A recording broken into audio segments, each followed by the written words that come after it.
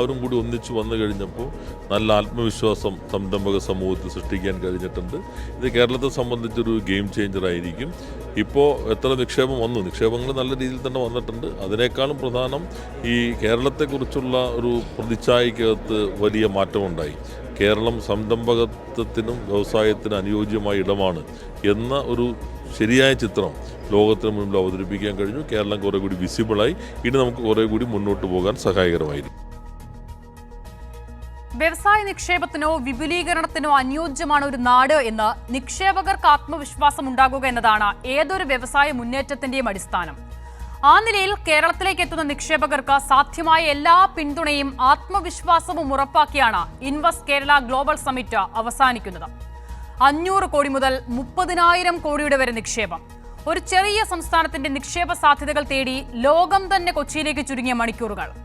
ഇന്നലെ മുതൽ 48 മണിക്കൂർ തുടർച്ചയായി നിക്ഷേപക സംഗമത്തിന്റെ നായകത്വം വഹിച്ച ഈ നാടിന്റെ മുഖ്യമന്ത്രി, ഓരോ നിക്ഷേപകരോടും നേരിട്ട് സംവദിച്ച വ്യവസായ മന്ത്രി, രാഷ്ട്രീയ വിയോജിപ്പുകൾക്കൊക്കെ അപ്പുറം വികസനത്തിനായി സർക്കാരിനൊപ്പം കൈകോർത്ത പ്രതിപക്ഷം.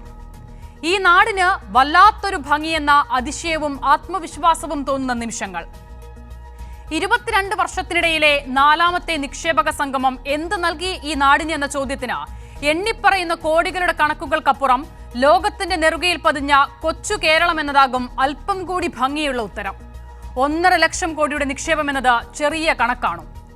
ഇന്നോവേറ്റീവ് ഇൻവെസ്റ്റ്മെന്റിന്റെ ഹബ്ബായി മാറുന്ന കേരളം പരമ്പരാഗത വ്യവസായങ്ങൾ മുതൽ ആർട്ടിഫിഷ്യൽ ഇന്റലിജൻസിന്റെ വരെ ചുമലിലേറി കുതിക്കുമ്പോൾ നമ്മുടെ GDPക്ക് അത് നൽകുന്ന കരുത്തിനൊപ്പം അതിലൂടെ തൊഴിൽ ലഭിക്കുന്ന ശുചീകരണ തൊഴിലാളികളെയും സെക്യൂരിറ്റി ജീവനക്കാരെയും ഡ്രൈവർമാരെയും ഒക്കെ ചേർത്ത് വായിക്കുമ്പോഴാണ് ഈ നിക്ഷേപ ശ്രമങ്ങളുടെയൊക്കെ വലിപ്പം നമ്മെ അതിശയിപ്പിക്കുന്നത്.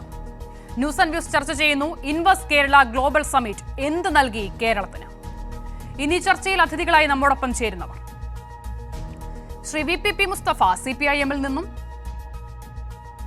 അഡ്വക്കേറ്റ് വസന്ത് സിറിയക് കോൺഗ്രസ് നേതാവ്,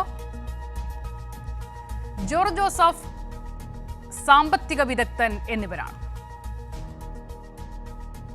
ആദ്യം വസന്തിലേക്ക് പോകുകയാണ്. വസന്ത്, ഈ ഇൻവെസ്റ്റ് കേരള ഗ്ലോബൽ സമ്മിറ്റ് തുടങ്ങുന്നതിന് തൊട്ടു മുൻപ് കേരളത്തിന്റെ അന്തരീക്ഷത്തിൽ ചൂട് പിടിച്ചു നിന്ന രാഷ്ട്രീയ ചർച്ചകൾ എന്തൊക്കെയായിരുന്നു എന്നുള്ളത് നമുക്ക് ഓർമ്മയുണ്ട്. പക്ഷേ നോക്കൂ, മണിക്കൂറുകൾക്കപ്പുറം ആ ചിത്രമൊക്കെ കേരളത്തിനെ കുറിച്ച് മാറ്റി പ്രതിപക്ഷവും കൈകോർത്ത ഒരു സമ്മിറ്റ്, ഗ്ലോബൽ സമ്മിറ്റ് എന്നുള്ളത് വലിയ പോസിറ്റീവ് കാഴ്ചയെ നമ്മൾ കാണുന്നു.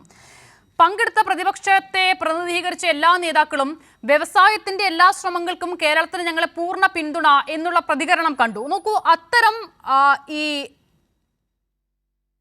ബ്രോഡായ വിപുലീകരിച്ചുള്ള അല്ലെങ്കിൽ ആ നിലയിലുള്ള ഒരു പ്രതികരണത്തിനപ്പുറം യാഥാർത്ഥ്യത്തിലേക്ക് വരുമ്പോൾ ഈ 2 ദിവസങ്ങളിലായി നടന്ന ആഗോള ഉച്ചകോടി കേരളത്തിന് എന്ത് നൽകിയെന്ന വിലയിരുത്തലാണ് പ്രതിപക്ഷത്തിനുള്ളത്? അല്ല, നോക്കൂ, ഞങ്ങളെ സംബന്ധിച്ച് ഞങ്ങൾ എല്ലാ കാലവും കേരളത്തിൽ നിന്നല്ല ഇന്ത്യ ഒട്ടുക്കും വ്യവസായം വരണം എന്ന് ആഗ്രഹിക്കുന്നവരാണ്. കോൺഗ്രസിന്റെ സാമ്പത്തിക നയം തന്നെ ന്യൂട്രൽ സോഷ്യലിസമാണ്. അങ്ങേക്കറിയാം, ഞങ്ങൾ പ്രോ ലെഫ്റ്റ് നിലപാട് സ്വീകരിക്കുന്നവരല്ല. 90-കൾക്ക് ശേഷം ഞങ്ങൾ ന്യൂട്രലിൽ നിന്ന് കുറച്ചുകൂടിയൊക്കെ റൈറ്റായി ചിന്തിക്കാൻ, കൂടുതൽ വ്യവസായ സൗഹൃദമാകണം, കൂടുതൽ പ്രൈവറ്റ് ഇൻവെസ്റ്റ്മെന്റ് ഉണ്ടാവണം എന്ന് ആഗ്രഹിക്കുന്നവരാണ്. അങ്ങനെ തന്നെയാണ് ഞങ്ങളുടെ നയവും.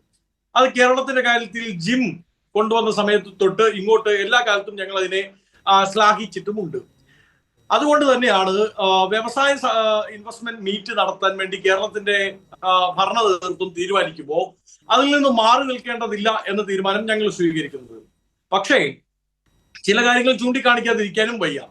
നോക്കൂ, സീഡ് കേരള 2022-ലാണ് നടന്നത്. ലോക കേരള സഭ 2023-24 നടന്നു. ഈ സമ്മിറ്റുകളെല്ലാം 1 ലക്ഷം കോടി തന്നെ പ്രഖ്യാപിച്ചിട്ടുണ്ട്. അതൊക്കെ എവിടെ എത്തി നിൽക്കുന്നു എന്നുള്ള ഒരു വൈറ്റ് പേപ്പർ റിവ്യൂ കൂടി നടത്താൻ സംസ്ഥാന സർക്കാരും കേരളത്തിന്റെ വികസനം ആഗ്രഹിക്കുന്നവരും തയ്യാറാവണം എന്നുള്ള ഒരു അഭിപ്രായം കൂടി എന്നെ സംബന്ധിച്ചുണ്ട്.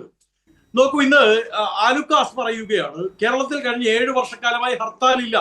കാരണം ഹർത്താൽ നടന്നാൽ എന്താണ് ഉണ്ടാവുക? ഹർത്താൽ നടന്നാൽ കോടിക്കണക്കിന് രൂപയുടെ നഷ്ടമാണ് ഒരു വ്യവസായിക്ക് ഉണ്ടാവുക പ്രതിദിനം. അങ്ങനെ പ്രതിദിനം കോടിക്കണക്കിന് രൂപയുടെ നഷ്ടമുണ്ടാവാതെ 7 വർഷക്കാലം വിവിധ വിവാദ വിഷയങ്ങൾ ഉണ്ടായിട്ടും സംസ്ഥാന സർക്കാരിനെ പ്രതിക്കൂട്ടിലാക്കാൻ സാധിക്കുന്ന വിവിധ പ്രശ്നങ്ങൾ ഉണ്ടായിട്ടും സംസ്ഥാന വ്യാപകമായി ഒരു ഹർത്താൽ പോലും പ്രഖ്യാപിക്കാത്തതിൽ കേരളത്തിന്റെ പ്രതിപക്ഷത്തിനും വലിയ പങ്കുണ്ട് എന്നുള്ളത് മനസ്സിലാക്കണം. അപ്പോൾ തന്നെ അങ്ങേക്ക് മനസ്സിലാവും എത്രത്തോളം വ്യവസായങ്ങളെ അല്ല ശ്ലാഘിക്കുന്നവരാണ് വസന്ത്, ഞാൻ അതുകൊണ്ടാണ് നോക്കൂ വസന്ത്, അങ്ങനെ വിശാല അർത്ഥത്തിൽ നമ്മൾ ഈ വ്യവസായത്തെ പുണരുന്നു പുൽകുന്നു എന്നൊക്കെ പറയുന്നതിനപ്പുറം ഈ സമിറ്റിൽ എന്ന് പ്രതിപക്ഷം എങ്ങനെ വിലയിരുത്തുന്നു എന്ന ചോദ്യത്തിലേക്ക് ഞാൻ ഡയറക്റ്റ് വന്നത് അതുകൊണ്ടാണ്. പക്ഷേ ഇപ്പോൾ വസന്ത് പറഞ്ഞ തരത്തിൽ ഇപ്പോൾ ഈ ആഗോള കേരള ഉച്ചകോടിയുടെ ആദ്യഘട്ടത്തിലെ ചർച്ചകൾ മുതൽ തന്നെ ഹർത്താൽ പോലും നടത്താതെ കേരളത്തിലെ എല്ലാ വ്യവസായങ്ങൾക്കും അനുകൂലമായ അന്തരീക്ഷം പ്രതിപക്ഷം സൃഷ്ടിച്ചിട്ടുണ്ടെന്നൊരു നെറേറ്റീവ് പ്രതിപക്ഷ നേതാവ് ഉൾപ്പെടെ നൽകാൻ ശ്രമിക്കുന്നത് കണ്ടു. പക്ഷേ കേരളത്തിന്റെ എല്ലാ വ്യവസായ ശ്രമങ്ങൾക്കും കൈയടിച്ചുകൊണ്ടല്ലോ വസന്ത ഹർത്താലുകളൊന്നും ഇവിടെ പ്രതിപക്ഷം നടത്താതിരുന്നത്. കേരള ഹൈക്കോടതിയുടെ ഇറക്കുന്ന നിർദ്ദേശം ഹർത്താലുമായി ബന്ധപ്പെട്ട് എന്താണുള്ളതെന്ന് നമുക്കറിയാവുന്നതല്ലേ. 2017 രമേശ് ചെന്നിത്തലയ്ക്ക് ഹർത്താലിന് ആഹ്വാനം ചെയ്തതിന്റെ പേരിൽ ഹൈക്കോടതി നോട്ടീസ് അയച്ചിട്ടുണ്ട്. ആ നാട്ടിൽ പ്രതിപക്ഷം എന്നല്ല ആര് വിചാരിച്ചാലും ഹർത്താൽ നടത്താൻ പറ്റില്ല എന്നുള്ളത് നമുക്കറിയാത്ത കാര്യമാണ്. അപ്പോൾ അതൊക്കെ വ്യവസായത്തിന് അനുകൂല അന്തരീക്ഷം ഒരുക്കാൻ ഞങ്ങൾ നൽകിയ സമീപനങ്ങളാണ് എന്നുള്ളൊരു വ്യാഖ്യാനം ശരിയാണോ? തെറ്റാണ്. കാര്യം എന്താണെന്നറിയാമോ? ഒന്ന്, ശ്രീ വി ഡി സതീശൻ ഭരണപക്ഷത്ത് ഇരിക്കുമ്പോൾ തന്നെ ഹർത്താലുകൾക്ക് എതിരായിട്ടുള്ള നിലപാട് സ്വീകരിച്ച ആളാണ്. അദ്ദേഹം MLA ആയിരിക്കുമ്പോൾ തന്നെ. രണ്ട്, അങ്ങ് പറയുന്നത് പോലെ ഹർത്താൽ നടത്തുന്നതിന് കേരളത്തിൽ യാതൊരു നിയമ തടസ്സവുമില്ല. 7 days നോട്ടീസ് എന്നുള്ളതാണ് ഹൈക്കോടതിയുടെ നിർദ്ദേശം. അത് നിയമവുമല്ല, ഹൈക്കോടതിയുടെ നിർദ്ദേശമാണ് ഉണ്ടായിരുന്നത്. 7 days നോട്ടീസ് കൊടുക്കണം. അങ്ങ് പറഞ്ഞതുപോലെ അന്നത്തെ പ്രതിപക്ഷ നേതാവ് ശ്രീ രമേശ് ചെന്നിത്തലയ്ക്കെതിരെ അന്നത്തെ യൂത്ത് കോൺഗ്രസ് പ്രസിഡന്റ് ശ്രീ ഡീൻ കുര്യാക്കോസ്, ഇന്നത്തെ MP ഡീൻ കുര്യാക്കോസിനൊക്കെതിരെ കേരളത്തിൽ ഒരുപാട് കേസുകൾ രജിസ്റ്റർ ചെയ്യപ്പെട്ടിട്ടുണ്ട്. അത് UDF നടത്തിയ ഹർത്താലുമായി ബന്ധപ്പെട്ടല്ല. 2017 കേരളത്തിന്റെ ഹൈക്കോടതി അങ്ങനെ ഒരു നിർദ്ദേശം കൊടുക്കുന്നത് അത് മറ്റൊരു സംഘടനയുടെ ഹർത്താലുമായി ബന്ധപ്പെട്ടാണ്. അന്ന് ജനങ്ങളെ ബുദ്ധിമുട്ടിക്കരുത്, 7 days നോട്ടീസ് ഹർത്താൽ പ്രഖ്യാപിക്കുമ്പോൾ കൊടുക്കണം. അല്ലെങ്കിൽ ഇമ്മീഡിയറ്റ് എഫക്റ്റ് ആവശ്യമുള്ള ഹർത്താലുകൾ പ്രഖ്യാപിക്കുന്നെങ്കിൽ കോടതിയുടെ പ്രത്യേക അല്ല വസന്ത്, ഞാൻ പറഞ്ഞത് അങ്ങനെയല്ല. ഇപ്പോൾ വസന്ത് പറഞ്ഞ തരത്തിൽ കേരളത്തിലെ ശ്രമങ്ങൾക്ക് അനുകൂലമായി നിലപാട് സ്വീകരിച്ചുകൊണ്ടാണ് ഹർത്താൽ പ്രതിപക്ഷം നടത്താത്തത് എന്ന് പറയുമ്പോൾ ഈ നാട്ടിൽ ഭരണപക്ഷത്തിരിക്കുന്നവരെ പ്രധാനമായും ഒപ്പോസ് ചെയ്യുന്ന പ്രതിപക്ഷ കക്ഷികൾ മാത്രം ഹർത്താൽ നടത്തിയിട്ടുള്ള ഒരു നാടല്ല ഇത്. അങ്ങനെയാണെങ്കിൽ ഈ ഹർത്താൽ കഴിഞ്ഞ കുറച്ച് നാളുകൾക്കുള്ളിൽ നടത്താത്ത എല്ലാ സംഘടനകളും ഞങ്ങളുടെ സർക്കാരിന് അനുകൂലമായ നിലപാട് സ്വീകരിച്ചു എന്നൊരു നറേറ്റീവിലേക്ക് എത്തേണ്ടി വരും. അപ്പോൾ അതല്ല അതിന്റെ യാഥാർത്ഥ്യം എന്നുള്ളതൊന്ന് സൂചിപ്പിച്ചു എന്ന് മാത്രം. ഞാൻ മടങ്ങി വരാം വസന്ത്. ഞാൻ മറ്റ് അതിഥികളിലേക്ക് കൂടി ഒന്ന് പോകട്ടെ. ശ്രീ ജോർജ് ജോസഫ്, നോക്കൂ, 1.5 ലക്ഷം കോടിയുടെ നിക്ഷേപ വാഗ്ദാനം, 374 കമ്പനികൾ, 2 ദിവസം കൊണ്ടുണ്ടായ ഡെവലപ്മെന്റ് ആണ് എന്ന് പറയുമ്പോഴാണ് നമ്മളെ അത് അതിശയപ്പെടുത്തുന്നത് എന്നുള്ളതാണ്. കേരളം പോലൊരു സംസ്ഥാനത്ത് ഇങ്ങനെ ഒരു ഇൻവെസ്റ്റ്മെന്റ് മീറ്റ് ഉണ്ടാക്കി ഇമേജ് അത് 2 തരത്തിലാണ് എന്നുള്ളതാണ് ഞാൻ കരുതുന്നത്. ഒന്ന്, ഡയറക്ട്ലി തന്നെ കേരളത്തിലേക്ക് വരുന്ന ഇൻവെസ്റ്റ്മെന്റുകൾ. 2, ഇങ്ങനെയൊക്കെ ഒരു പരിപാടി ഹോസ്റ്റ് ചെയ്യാൻ മാത്രം പ്രാമുഖ്യമുള്ള അതിന് കഴിയുന്ന തരത്തിലൊരു സംസ്ഥാനമായി കേരളം മാറി എന്നൊരു ചിത്രം കൂടിയുണ്ട്. അപ്പോൾ ഈ 2 തരത്തിലും എങ്ങനെ കേരളത്തിന് ഗുണം ചെയ്തു ഈ സമിറ്റ് 2 ദിവസങ്ങളിലായി നടന്നത്? അല്ല, കേരളത്തെ സംബന്ധിച്ചിടത്തോളം ഇപ്പോൾ നമ്മളിത് സമാപിക്കുന്ന സമയത്ത് നമുക്ക് മനസ്സിലാക്കാൻ കഴിയുന്നത് 1.52 ലക്ഷം കോടി രൂപയുടെ താല്പര്യപത്രങ്ങൾ ഇതിനകത്ത് ലഭിച്ചിട്ടുണ്ട്, അല്ലെങ്കിൽ എക്സ്പ്രഷൻ ഓഫ് ഇൻട്രസ്റ്റ് ഉണ്ടായിട്ടുണ്ട് എന്ന് നമുക്ക് മനസ്സിലാക്കാൻ കഴിയുന്നു. അതുപോലെ താങ്കൾ സൂചിപ്പിച്ചതുപോലെ തന്നെ 374 സ്ഥാപനങ്ങൾ ഈ താല്പര്യപത്രം നൽകാൻ തയ്യാറായിട്ടുണ്ട്. ഏകദേശം വ്യവസായ മന്ത്രി ശ്രീ പി രാജീവിൻ്റെ അദ്ദേഹം നൽകിയ കണക്കുകൾ പ്രകാരം 60,000 പേർക്ക് നേരിട്ട് ജോലി ലഭിക്കുന്ന സംരംഭങ്ങൾ വരുന്നു. അതുപോലെ കൊച്ചി കേന്ദ്രീകരിച്ച് തങ്ങളുടെ ഇൻവെസ്റ്റ്മെൻ്റ് ഒരു ഹബ്ബായിട്ട് മാറുന്നതിന് ലുലു ഗ്രൂപ്പ് ആലോചിക്കുന്നു. 5,000 കോടി രൂപയുടെ ഇൻവെസ്റ്റ്മെൻറ്റ് അവരും പ്രഖ്യാപിച്ചിട്ടുണ്ട്. അങ്ങനെ വിവിധ കമ്പനികൾ നൽകുന്ന ഈ വാഗ്ദാനങ്ങൾ എന്ന് പറയുന്നത് കേരളത്തെ മുന്നോട്ട് ചലിപ്പിക്കുന്നതിന് വളരെയധികം പ്രോത്സാഹജനകമായിട്ടുള്ള കാര്യം തന്നെയാണ്. നമ്മൾ ഒരുമിച്ച് നിന്നുകൊണ്ട് ഇതിനകത്ത് കക്ഷി രാഷ്ട്രീയ ഭേദമന്യേ, അതായത് ഈ നമ്മൾ തമിഴ്നാടിനെ പോലെയും ആന്ധ്രയെ പോലെയും തെലങ്കാനയെ പോലെയൊക്കെയുള്ള സംസ്ഥാനങ്ങളെ കണ്ടൊന്ന് മനസ്സിലാക്കണം. കാരണം അവിടെ രാഷ്ട്രീയമായ വേർതിരിവ് വളരെ ശക്തമായിട്ടുണ്ട്. DMK അണ്ണാ DMK ഒക്കെ ശക്തമായിട്ട് എതിർക്കുകയും എല്ലാം ചെയ്യുന്നുണ്ട്. പക്ഷേ അവർ സംസ്ഥാനത്തിൻ്റെ വികസന പ്രശ്നങ്ങളും ഇൻവെസ്റ്റ്മെൻറ്റിൻ്റെ താല്പര്യങ്ങളും ഒക്കെ ആയിട്ട് വരുമ്പോൾ അവർ ഒന്നാവുകയാണ്. അത് ഒരുമിച്ച് നിന്ന് തന്നെ പാർലമെൻറ്റിൽ തന്നെ പലപ്പോഴും നമ്മൾ കണ്ടിട്ടുണ്ട് ഈ 2 കക്ഷികളുടെയും MP-മാർ ഒരുമിച്ച് നിന്ന് തമിഴ്നാടിന് വേണ്ടി ശബ്ദമുയർത്തുന്ന അടക്കമുള്ള കാര്യങ്ങളൊക്കെ കണ്ടിട്ടുണ്ട്. അപ്പോൾ ഇതൊരു അനുകൂല സാഹചര്യമാണ്. കേരളത്തെ ഷോക്കേസ് ചെയ്യാൻ നമുക്ക് കൃത്യമായിട്ട് കഴിഞ്ഞു.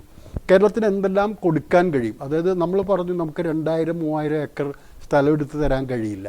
പക്ഷേ നമുക്ക് ഇവിടെ പറ്റിയ ഒരുപാട് വ്യവസായങ്ങൾ, സംരംഭങ്ങൾ ഉണ്ട്. അതിന് കണക്ടിവിറ്റി, നമുക്ക് ശക്തമായിട്ടുള്ള കണക്ടിവിറ്റി ഉണ്ട്. അതുപോലെ തന്നെ മറ്റ് സൗകര്യങ്ങൾ, കാലാവസ്ഥ, അനുകൂലമായ കാലാവസ്ഥയുണ്ട്. നല്ല തോതിൽ വിദ്യാഭ്യാസം നേടിയ നൈപുണ്യമുള്ള തൊഴിലാളികളും മറ്റ് ജീവനക്കാരും ഒക്കെ കേരളത്തിനുണ്ട്. അതുപോലെ ഭരണപരമായിട്ടുള്ളൊരു ഈസിനെസ് ഈ സർക്കാരും അതിന് മുമ്പത്തെ സർക്കാരും ഒക്കെ കൊണ്ടുവന്ന നടപടികളുടെ ഫലമായിട്ട് വളരെ വേഗത്തിൽ ക്ലിയറൻസും കാര്യങ്ങളും ഒക്കെ കിട്ടുന്ന അനുകൂലമായൊരു സാഹചര്യമുണ്ട്. നോളജ് ഇക്കോണമിയായി വികസിക്കുന്നതിനുള്ള കേരളത്തിൻ്റെ തന്ത്രങ്ങൾ ഈ നിക്ഷേപകർക്ക് മുമ്പിൽ, വിവിധ രാജ്യങ്ങളിൽ നിന്ന് വന്ന ആളുകൾക്ക് മുമ്പിൽ അവതരിപ്പിക്കാൻ കഴിഞ്ഞു. കേരളം ഒരു മികച്ച ടൂറിസ്റ്റ് ഡെസ്റ്റിനേഷനാണ്. അങ്ങനെ എല്ലാം ഉള്ള കാര്യങ്ങൾ കൃത്യമായി ഷോക്കേസ് ചെയ്യാൻ കഴിഞ്ഞു. ഇനിയിപ്പം നമുക്ക് വേണ്ടത് നമ്മൾ ഒരുമിച്ച് നിന്നുകൊണ്ട് ഈ പറഞ്ഞ താല്പര്യപത്രത്തെ, എക്സ്പ്രഷൻ ഓഫ് ഇൻട്രസ്റ്റ് എന്ന് പറയുമ്പോൾ അതൊരു വളരെ തുടക്കഘട്ടമാണ്, പ്രാരംഭത്തിലുള്ളൊരു കാര്യം മാത്രമാണ്. ആ എക്സ്പ്രഷൻ ഓഫ് ഇൻട്രസ്റ്റിനെ ഇനി മറ്റ് രീതിയിലേക്ക്, അതായത് താല്പര്യപത്രം എന്നുള്ളത് നമുക്ക് അതിൻ്റെ കോൺട്രാക്റ്റുകളിലേക്കും എക്സിക്യൂഷൻ കരാറുകളിലേക്കും ഒക്കെ വന്ന് അതിവേഗത്തിൽ ഇത് നടപ്പാവുകയും ഒക്കെ ചെയ്യുന്നൊരു നിലയിലേക്ക് കാര്യങ്ങൾ പോകുമ്പോൾ വലിയൊരു പുരോഗതി, ഒരു കുതിച്ചുചാട്ടം കേരളത്തിന് സമീപ ഭാവിയിൽ തന്നെ ഉണ്ടാക്കാൻ കഴിയുന്നൊരു സാഹചര്യം കൃത്യമായിട്ട് ഇത് ഒരുക്കി വച്ചിരിക്കുന്നു. അങ്ങനെ ഷോക്കേസ് ചെയ്യാൻ കേരളത്തെ കഴിഞ്ഞു എന്നുള്ളത് വലിയൊരു നേട്ടം തന്നെയാണ്. അതിൽ യാതൊരു സംശയത്തിന് ഇടയില്ലാതെ നമുക്ക് പറയാൻ കഴിയും. സമാന രീതിയിലുള്ള ഒരു ഷോക്കേസിങ് ഇന്ത്യയിലെ മറ്റ് സംസ്ഥാനങ്ങൾ പലരും ഇതുപോലെ തന്നെ നടത്തിയിട്ടുണ്ട്. ശ്രീ ജോർജ് ജോസഫ് നോക്കൂ, പക്ഷേ ഇവിടെ ഇപ്പോൾ ആദ്യഘട്ടത്തിൽ തന്നെ വസന്തിന് ഉണ്ടാകുന്ന ഒരു സംശയം, ഒരുപക്ഷെ പ്രതിപക്ഷം വരും ദിവസങ്ങളിൽ ഉന്നയിക്കാൻ പോകുന്ന ഒരു കാര്യമായിരിക്കാം അത്. ഇതിൽ പലതും വൈറ്റ് പേപ്പർ അനൗൺസ്മെന്റ് മാത്രമായി മാറും എന്നുള്ളത്. ഈ പ്രഖ്യാപനങ്ങൾക്കപ്പുറം ഇതെങ്ങനെ നടപ്പിലാക്കാൻ കഴിയുമെന്ന ആശങ്ക. പക്ഷേ നോക്കൂ, ഈ സമിറ്റിൽ തന്നെ ഇതിൽ നമ്മൾ മുൻപ്, ഇപ്പോൾ കേരളത്തിന്റെ ചരിത്രം നമുക്കറിയാം, 22 വർഷത്തിനിടയ്ക്ക് 4 സമിറ്റുകൾ, ഇന്ന് 4ാമത്തേതാണ്. അപ്പോൾ അങ്ങനെ നടക്കുമ്പോൾ പക്ഷേ ഇതിനെ വ്യത്യസ്തമാക്കുന്നതായി കണ്ടത് ഇപ്പോൾ വ്യവസായ മന്ത്രി അടക്കം മുഴുവൻ സമയവും അവിടെ നിക്ഷേപകരോടൊപ്പം, സംരംഭകരോടൊപ്പം ചെലവഴിക്കുകയാണ്. അപ്പോൾ ആദ്യഘട്ടത്തിൽ ഒരു സംരംഭകന് ഒരിടത്ത് നിക്ഷേപിക്കാൻ ഇടയാക്കുമ്പോൾ അവനുണ്ടാകുന്ന സംശയങ്ങൾ അത് അവിടുത്തെ വ്യവസായ മന്ത്രി നേരിട്ട് ലഘൂകരിച്ചു കൊടുക്കുന്നു. അപ്പോൾ അങ്ങനെയുള്ള കടമ്പകളും സംശയങ്ങളും കടന്നാകണം അവർ ഈ പ്രഖ്യാപനം അല്ലെങ്കിൽ ഒരു ധാരണയിലേക്ക് എത്തിയത്. അപ്പോൾ ഇനി അതിനപ്പുറം ഇത് എങ്ങനെ നടപ്പിലാകുമെന്നത് ആ നിലയിൽ സാങ്കേതികമായ ഒരു സംശയം അത് ബാക്കി നിർത്തുന്നുണ്ടോ? അതിനുള്ളൊരു ഇട തന്നെയുണ്ടോ, സാഹചര്യമുണ്ടോ? അല്ല, അത് സ്വാഭാവികമായിട്ടും മുമ്പത്തെ നമ്മുടെ ചില സമ്മിറ്റുകളുടെ കാര്യത്തിലുണ്ടായിട്ടുള്ളൊരു സാഹചര്യങ്ങളാണ് ആ സംശയത്തിലേക്ക് വരാൻ വഴിയൊരുക്കിയതെന്നാണ് ഞാൻ വിചാരിക്കുന്നത്.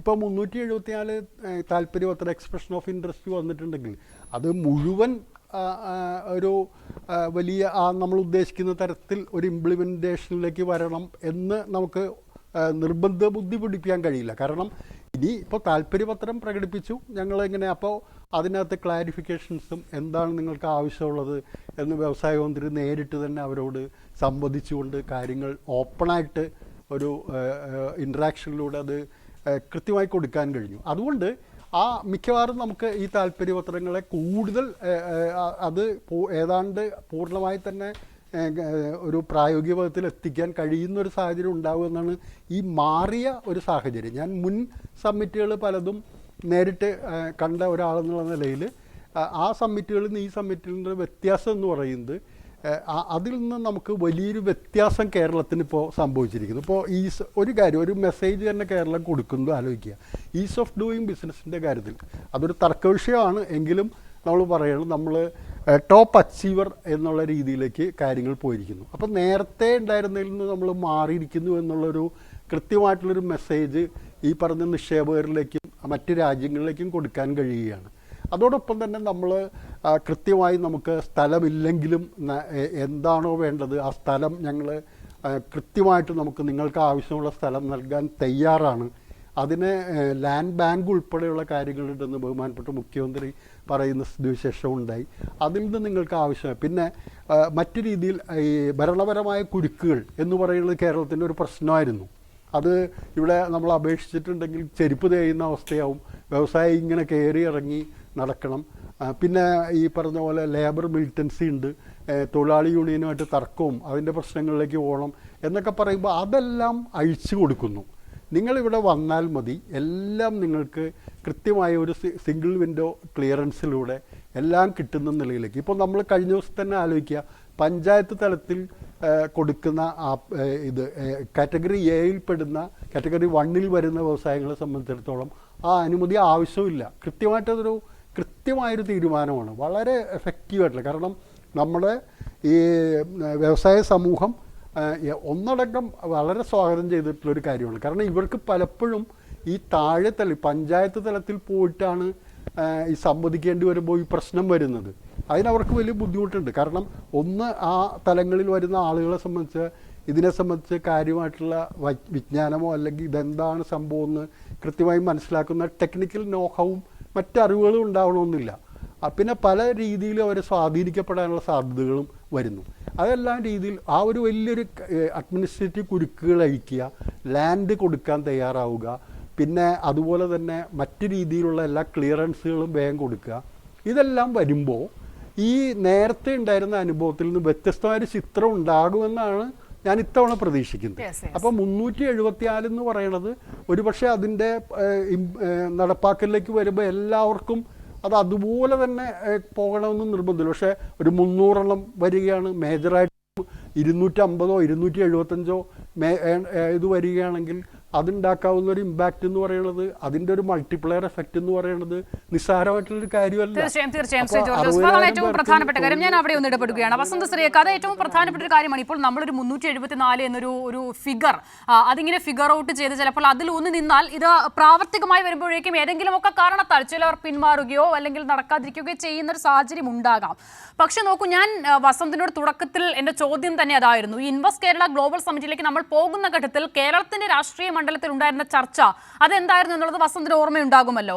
അപ്പോൾ ഇന്നലെ ഈ സമിറ്റ് തുടങ്ങുന്ന ഘട്ടത്തിൽ പോലും ചില മാധ്യമങ്ങളടക്കം ആ നിലയിലുള്ളൊരു നെറേറ്റീവ് വീണ്ടും അത് സമൂഹത്തിലേക്ക് പടർത്താൻ ശ്രമിക്കുകയാണ്. പ്രതിപക്ഷത്തെ പ്രധാനപ്പെട്ട MLA-മാരടക്കം അത് ഫേസ്ബുക്കിലടക്കം ഷെയർ ചെയ്തുകൊണ്ട് കേരളത്തിന്റെ നേട്ടങ്ങളെ ഇകഴ്ത്തി കാണിക്കുന്ന ഒരു നിലയിലേക്ക് പോയി എന്നുള്ളത് എത്രമാത്രം ദുഃഖകരമാണ് വസന്ത്. അപ്പോൾ അങ്ങനെയാണോ നമ്മൾ നോക്കൂ, ഇവിടെ ഇപ്പോൾ ഇതല്ല കേരളം എന്ന് സ്ഥാപിക്കാൻ സംഘപരിവാറിന് അങ്ങനെ ഒരു ശ്രമം ഉള്ളത് നമുക്ക് മനസ്സിലാക്കാം. പക്ഷെ അതിനേക്കാൾ കൂടുതൽ പ്രതിപക്ഷം കോൺഗ്രസ് ശ്രമിക്കുന്നത് ദൗർഭാഗ്യകരമല്ലേ? അല്ല അസുര, നോക്കൂ, അങ്ങ് പറയുന്ന ആ ഒരു പ്രചരണം എനിക്ക് തോന്നുന്നു ഈ ഈസ് ഓഫ് ഡൂയിങ് ബിസിനസ്സുമായി ബന്ധപ്പെട്ട. അങ്ങനെയാണെങ്കിൽ അത് തെറ്റില്ലേ? എന്തിനാണ് അങ്ങനെ ഒരു അവസരം ഉണ്ടാക്കി കൊടുത്തത്? അങ്ങനെ ഒരു വഴിമരുന്നിട്ട് ശ്രീ പി രാജീവ് കൊടുത്തത്? അങ്ങനൊരു ഇതില്ല എന്ന് കേന്ദ്രമന്ത്രി പീയൂഷ് ഗോയൽ തന്നെ രാജീവിനെ വേദിയിലിരുത്തി പറഞ്ഞിട്ട് പോയി. അങ്ങനെ പറഞ്ഞിട്ട് പോകുമ്പോൾ അതല്ല, അങ്ങനെ ഒരു റാങ്കിങ് ഉണ്ട്, ആ റാങ്കിങ് ഇപ്രകാരമാണ് എന്ന് ശ്രീ രാജീവ് പറയണ്ടേ? അപ്പോ ശ്രീ പി രാജീവ് തന്നെ സ്റ്റേറ്റ് ചെയ്തു 1ാം സ്ഥാനത്ത് നമ്മൾ അല്ല അങ്ങനെയല്ലോ വസന്ത. പി രാജീവിനെ വേദിയിലിരുത്തി പീയൂഷ് ഗോയൽ അത് പറയുകയല്ല ചെയ്തത്. ആ വേദിയിൽ നിന്നും പീയൂഷ് ഗോയൽ പുറത്തേക്ക് ഇറങ്ങുമ്പോൾ ചില മാധ്യമങ്ങൾ ഒറ്റയ്ക്കെടുത്ത ബൈറ്റാണ്, ഒറ്റയ്ക്കെടുത്ത പ്രതികരണമാണിത്. പീയൂഷ് ഗോയൽ അങ്ങനെ പറയുന്നു. മാധ്യമങ്ങളുടേത് ശരി, മാധ്യമങ്ങളത് ചില താല്പര്യത്തിന്റെ അടിസ്ഥാനത്തിൽ അങ്ങനെ ഒരു കാർഡ് അച്ചടിച്ച് പ്രചരിപ്പിക്കുന്നത് നമുക്ക് മനസ്സിലാക്കാം. പക്ഷേ പ്രതിപക്ഷത്തെ MLA-മാർ അത് പ്രചരിപ്പിക്കുന്നതാണ് പ്രശ്നം എന്നുള്ളതാണ്. ആ വിഷയത്തിൽ പി രാജീവ് നിയമസഭയിൽ പറഞ്ഞ മറുപടി ഇതൊന്നും കേട്ടിട്ട് നമുക്ക് തിരിച്ചു വരാം. വസന്ത,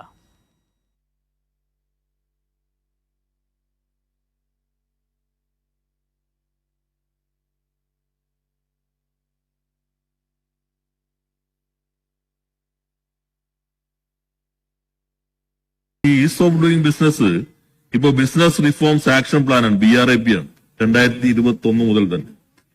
അതില് നമ്മള് അദ്ദേഹം പറഞ്ഞപ്പോ അന്ന് ശരിയായിരുന്നു, അന്ന് നമ്മൾ ആസ്പിരന്റ് ആയിരുന്നു, emerging aspirant achiever top achiever ആണ് അന്ന്. അതായിരുന്നു. അത് കഴിഞ്ഞിട്ട് കഴിഞ്ഞ റാങ്കിങ്ങിൽ നമ്മൾ 1ാമതായി. ഇത് മാറ്റിക്കുഴൽ നടന്ന നിയമസഭയിൽ മന്ത്രി പി രാജീവ് ഇതേ വിഷയത്തിൽ നൽകിയ മറുപടിയാണ് വസന്ത്. ഇനി ഈസ് ഓഫ് ഡൂയിങ് ബിസിനസ്സുമായി ബന്ധപ്പെട്ട പ്രഖ്യാപനം വന്നതിന്റെ തൊട്ടടുത്ത ദിവസം മന്ത്രി പി രാജീവ് നടത്തിയ വാർത്താ സമ്മേളനം. കഴിഞ്ഞ വർഷം മുതൽ പുതിയ രീതിയിലാണ് ഈസ് ഓഫ് ഡൂയിങ് ബിസിനസിന്റെ റാങ്കിങ് നടത്തുന്നത്.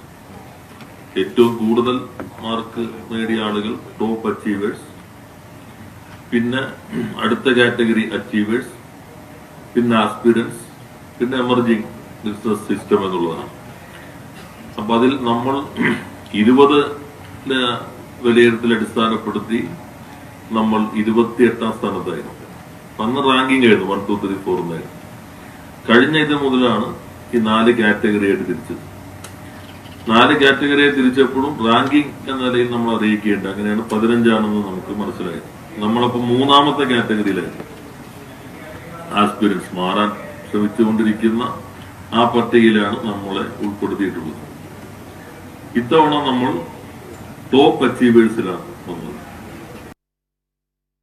വസന്ത്, ഇന്നലെ മുതൽ പിതാവിനെ അച്ഛ എന്ന് വിളിച്ചിരുന്നു. ഇന്നലെ വരെ അച്ഛ എന്ന് വിളിച്ചിരുന്ന ഒരു കുട്ടി ഇന്ന് മുതൽ ഡാഡി എന്ന് വിളിച്ചാൽ അതിന്റെ അർത്ഥം അവന്റെ പിതാവിന്റെ പേര്, ആ പിതൃത്വം മാറിയെന്നല്ലോ. അതേ സംഭവമാണ് ഇവിടെ നടന്നത്. ഇതിപ്പോൾ പീയൂഷ് ഗോയൽ ഇറങ്ങി വരുമ്പോൾ പീയൂഷ് ഗോയലിനോട് ഈസ് ഓഫ് ഡൂയിങ് ബിസിനസിനെ സംബന്ധിച്ച് അങ്ങനെ ഒരു റാങ്കിംഗ് ഉണ്ടോ എന്ന് ചോദിച്ചാൽ അദ്ദേഹം ഇല്ല എന്നേ മറുപടി പറയൂ. കാരണം ആ റാങ്കിംഗ് നിർത്തലാക്കി എന്നുള്ളതാണ് യാഥാർത്ഥ്യം. ആ റാങ്കിംഗ് ഏത് നിലയിൽ തുടർന്നു എന്നുള്ളതാണ് മന്ത്രി പി രാജീവ് വിശദീകരിച്ചതും അതിന്റെ അടിസ്ഥാനത്തിലാണ് നമുക്ക് ആ റാങ്കിങ്ങിൽ ഒന്നാമത് വന്നത് എന്ന് അദ്ദേഹം മറുപടി പറഞ്ഞതും. അപ്പോൾ ഒരു മിനിറ്റ് വസം, ഞാൻ ചോദ്യം പൂർത്തിയാക്കട്ടെ. അപ്പോൾ അത് നിയമസഭയിൽ അടക്കം ഇരുന്ന് കേട്ട കേരളത്തിലെ പ്രതിപക്ഷ MLA-മാർ ഈ നിലയിലുള്ള പ്രചാരണം നടത്തിയത് ശരിയാണോ? അതിലൊരു പ്രശ്നമുണ്ട്. അങ്ങയുടെ ഉദാഹരണത്തിൽ തന്നെ ഉത്തരം പറയാം. അതായത് ഒരാൾ വന്നിട്ട് പറയുകയാണ്, നോക്കൂ എനിക്ക് ഒരേ ഒരു മകനേ ഉള്ളൂ, ആ ഒരു മകൻ മിടുക്കനാണ്, അവൻ എന്നെ ഇന്നലെ വരെ അച്ഛാന്ന് വിളിച്ചു, ഇന്ന് ഡാഡി എന്ന് വിളിച്ചു. പക്ഷേ ഡാഡി എന്ന് വിളിക്കാൻ 2-3 കുട്ടികളുണ്ടെങ്കിലോ എന്തായിരുന്നു കേരളത്തിന്റെ ഈസ് ഓഫ് ഡൂയിങ് ബിസിനസ്? അത് വളരുന്നത് ഞങ്ങൾക്ക് സന്തോഷമുള്ളൂ കേട്ടോ. പക്ഷെ ഈസ് ഓഫ് ഡൂയിങ് ബിസിനസ്സിൽ നമ്മളാണ് ഒന്നാമത് എന്ന് പറഞ്ഞാൽ നമ്മൾ മാത്രമേ ആ സ്ഥാനത്തുള്ളൂ. ഒന്നാമൻ മാത്രമേ ഉണ്ടാവുകയുള്ളൂ. പക്ഷേ ടോപ്പ് അച്ചീവേഴ്സിൽ ഒരാൾ മാത്രമാണോ ഉള്ളത്? അല്ല. കർണാടകമടക്കം തെലുങ്കാന അടക്കം ഉത്തരേന്ത്യൻ സംസ്ഥാനങ്ങളും ദക്ഷിണേന്ത്യൻ സംസ്ഥാനങ്ങളിൽ 5 പേർ ടോപ്പ് അച്ചീവേഴ്സിൽ ഉണ്ട്, ഇല്ലേ? അപ്പൊ കേരളം മാത്രമാണോ ടോപ്പ് അച്ചീവർ? അല്ല. അപ്പോ ഒന്നാം സ്ഥാനത്ത് നമ്മളാണ് എന്ന് പറയുന്നതിൻ്റെ അകത്ത് വളരെ വലിയ തെറ്റുണ്ട്. അത് തെറ്റിദ്ധാരണ വരുത്തുന്നതാണ്. കലോത്സവങ്ങളൊക്കെ മത്സരിക്കുമ്പോൾ വസന്ത ഒന്നാം സ്ഥാനം ചിലപ്പോൾ പങ്കിടാറുണ്ട്. അപ്പോൾ അതിന്റെ അർത്ഥം നമുക്ക് ഒന്നാം സ്ഥാനം ഇല്ല എന്നുള്ളതാണോ? അങ്ങനെയല്ലല്ലോ. ഇനി ഞാൻ ചോദിക്കട്ടെ വസന്ത, നോക്കൂ, ഈ വിഷയവുമായി ബന്ധപ്പെട്ട ഈ റാങ്കിങ്ങിൽ കേരളം ഒന്നാമത് വരുന്നതിന്റെ തൊട്ടടുത്ത ദിവസം മന്ത്രി പി രാജീവ് വ്യവസായ മന്ത്രി നടത്തിയ പ്രസ് മീറ്റിന്റെ ഞാൻ പൂർത്തിയാക്കട്ടെ വസന്ത്, ഒരു മിനിറ്റ് ഒന്ന് കേൾക്കൂ. അപ്പോൾ അതിന്റെ തൊട്ടടുത്ത ദിവസം മന്ത്രി പി രാജീവ് നടത്തിയ വാർത്താ സമ്മേളനത്തിന്റെ പ്രസക്ത ഭാഗമാണല്ലോ നമ്മൾ കേട്ടത്. അതിൽ തർക്കമില്ല, അദ്ദേഹം അത് വിശദീകരിക്കുന്നുണ്ട്. പിന്നീടാണ് ഈ വിഷയം നിയമസഭയിൽ വരുമ്പോൾ മാത്യു കുഴൽനാടനാണ് ആ റാങ്കിങ്ങിൽ കേരളം ഒന്നാമതല്ല എന്ന് പറയുന്നത്. അപ്പോഴും ഇതേ കാര്യം നിയമസഭയിൽ മന്ത്രി പി രാജീവ് ആവർത്തിക്കുകയാണ്. പിന്നീട് ഈ വിഷയവുമായി ബന്ധപ്പെട്ട് ഒരു ലേഖനം എഴുതി ഇങ്ങനെ ഒരു ചർച്ചയ്ക്ക് തിരികൊളുത്തിയത് ആരാണ്? ശ്രീ ശശി തരൂരാണ്. അത് വ്യവസായ മന്ത്രി പറഞ്ഞ കാര്യമല്ല, CPI-ന്റെയോ സർക്കാരിന്റെയോ ഭാഗത്തു നിന്ന് ആരും പറഞ്ഞ കാര്യമല്ല. ശശി തരൂരാണല്ലോ ഇങ്ങനെ ഒരു വിഷയം പറയുന്നത്. അപ്പോൾ സാങ്കേതികമായി പരിശോധിക്കുമ്പോൾ എന്താണ് നമ്മൾ അതിൽ ഒന്നാമതാണ് എന്നതിന് മറ്റെന്താണ് അതിൽ തർക്കമുള്ളത്? അപ്പോൾ ആ വിഷയത്തിൽ നിർത്തലാക്കിയ റാങ്കിങ്ങിനെ കുറിച്ച് പീയൂഷ് ഗോയലിനോട് ഈസ് ഓഫ് ഡൂയിങ് ബിസിനസ്സുമായി ബന്ധപ്പെട്ട റാങ്കിങ്ങിനെ കുറിച്ച് ചോദിക്കുമ്പോൾ അത് നിർത്തലാക്കിയെന്ന് അദ്ദേഹം പറയുമ്പോൾ ആ ഭാഗം മാത്രം അടർത്തിയെടുത്ത് മാധ്യമങ്ങൾ പ്രചരിപ്പിക്കുന്നത് ഓക്കെ, അത് ഒരു പരിധി വരെ മനസ്സിലാക്കാം. പക്ഷേ ഇതിന്റെ യാഥാർത്ഥ്യം അറിയാത്തവരാണോ കേരളത്തിലെ പ്രതിപക്ഷം എന്നുള്ളതാണ് എന്റെ ചോദ്യം. അല്ല, ഈസ് ഓഫ് ഡൂയിങ് ബിസിനസ്സിൽ നമ്മൾ ഒന്നാമത് എന്നാണ് ആര് പറഞ്ഞത്? പി രാജീവും മുഖ്യമന്ത്രി അടക്കമുള്ള ഇടതുപക്ഷ നേതാക്കൾ എല്ലാവരും പറഞ്ഞത്. അല്ലാതെ ഈസ് ഓഫ് ഡൂയിങ് ബിസിനസ്സിൽ ടോപ്പ് അച്ചീവേഴ്സിൽ നമ്മളും ഉണ്ട് കേട്ടോ എന്നല്ല പറഞ്ഞത്. അതുകൊണ്ട് തന്നെ തെറ്റിദ്ധാരണ നടത്തിയത് നിങ്ങളാണ്, ഇടതുപക്ഷമാണ്. അപ്പോൾ സ്വാഭാവികമായും അത് ചോദ്യം ചെയ്യപ്പെടും. അതിൽ യാതൊരു തെറ്റുമില്ല. ഈസ് ഓഫ് ഡൂയിങ് ബിസിനസ്സിൽ നമ്മൾ ഒന്നാമതാണോ? ഒന്നാമൻ മാത്രമേ ഉണ്ടാവുകയുള്ളൂ, നമ്മളല്ലല്ലോ. ഇനി ഈസ് ഓഫ് ഡൂയിങ് ബിസിനസ് ഈ കേരളത്തിൽ എങ്ങനെയാണ് ഉണ്ടായത്? അതിനൊരു ബേസിക് ഇൻഫ്രാസ്ട്രക്ചർ ഉണ്ടാവണം. ആ ബേസിക് ഇൻഫ്രാസ്ട്രക്ചർ ആണ് ഒന്ന് കിൻഫ്ര, ആരാ കൊണ്ടുവന്നത്? രണ്ടാമത് IT പാർക്കുകൾ, ആരാ കൊണ്ടുവന്നത്? മൂന്നാമത് അക്ഷയ സെന്ററുകൾ, ആരാ കൊണ്ടുവന്നത്? നാലാമത് ജിം അടക്കമുള്ള ഈ ഇൻവെസ്റ്റ്മെന്റ് സമ്മിറ്റുകളുടെ തുടക്കം ആരാ കൊണ്ടുവന്നത്? ഇതിനെല്ലാം വലിയ പങ്ക് വഹിച്ചത് UDF ഗവൺമെന്റുകളാണ്. അതിനെല്ലാം കണ്ണടച്ച് ഇരുട്ടാക്കിക്കൊണ്ട് ഇതാ 7 വർഷമായേ ഉള്ളൂ കേരളം ഉണ്ടായിട്ട്. അന്ന് രാവിലെ 7 വർഷം മുമ്പാണ് അല്ലെങ്കിൽ 8 വർഷം മുമ്പാണ് പരശുരാമൻ മഴു എറിഞ്ഞത്. അന്ന് തൊട്ടാണ് കേരളം ഉണ്ടായത് എന്നുള്ള നിലയിലുള്ള പ്രചരണം നടത്തിയത് സർക്കാരാണ്. പക്ഷേ ആ പ്രചരണം നടത്തിയത് പ്രതിപക്ഷമല്ലേ വസന്ത്? ഇപ്പോൾ വസന്ത് പറഞ്ഞ തരത്തിൽ ഇതൊക്കെ കൊണ്ടുവന്നവർ, ആ കൊണ്ടുവന്ന കാലത്ത് 28ാം സ്ഥാനമായിരുന്നു എന്നുള്ളത് യാഥാർത്ഥ്യമാണ്. അവിടെ നിന്നും 1ാം സ്ഥാനത്തേക്ക് വരുമ്പോൾ അത് നമ്മുടെ നേട്ടമായി പറയേണ്ടേ വസന്ത്? അതാണ് മന്ത്രി പി രാജീവ് പറഞ്ഞത്. ഞാൻ മടങ്ങിയെത്താം. ശ്രീ ജോർജ് ജോസഫ് അദ്ദേഹം എന്തോ പറയാനായി ശ്രമിക്കുന്നുണ്ട്. ഞാൻ അദ്ദേഹത്തിലേക്ക് ഒന്ന് പോട്ടെ. ശ്രീ ജോർജ് ജോസഫ് പറഞ്ഞോളൂ.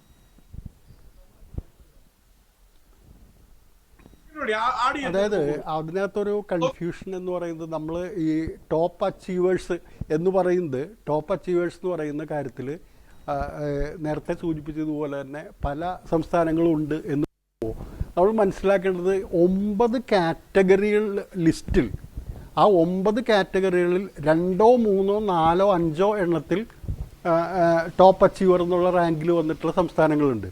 പക്ഷേ 9 കാറ്റഗറികൾ, അപ്പോൾ ടോപ്പ് അച്ചീവേഴ്സ് എന്ന് പറയുന്ന ലിസ്റ്റിൽ കുറച്ച് പേരുണ്ട്. പക്ഷേ 9 കാറ്റഗറികളിലും ടോപ്പ് അച്ചീവർ എന്ന് പറയുന്ന സ്ഥാനം ലഭിക്കുന്ന സംസ്ഥാനം ഒന്നേ ഉള്ളൂ. അവിടെയാണ് വ്യത്യാസം. അപ്പോൾ നമ്മൾ 1ാം റാങ്കിൽ നിന്നോ 1ാം സ്ഥാനത്തു നിന്നോ എന്ന് പറയുന്ന രീതിയിൽ പറയേണ്ട കാര്യമില്ലെങ്കിലും നമ്മൾ കണക്കെടുക്കുമ്പോൾ നമുക്ക് മനസ്സിലാവുന്നത് ഒരു വിഷയത്തിൽ 9 വിഷയത്തിലും ഒന്നാമത് നിൽക്കുന്ന ആളും മറ്റ് കുറച്ച് പേര് 5-6 വിഷയങ്ങളിൽ ഒന്നാം സ്ഥാനത്തുണ്ട്. അവരും ആ നേരത്തെ പറഞ്ഞ ഈ നമ്മൾ A+കാരോ അല്ലെങ്കിൽ ആ ലിസ്റ്റിലേക്ക് വരുന്നുണ്ട്.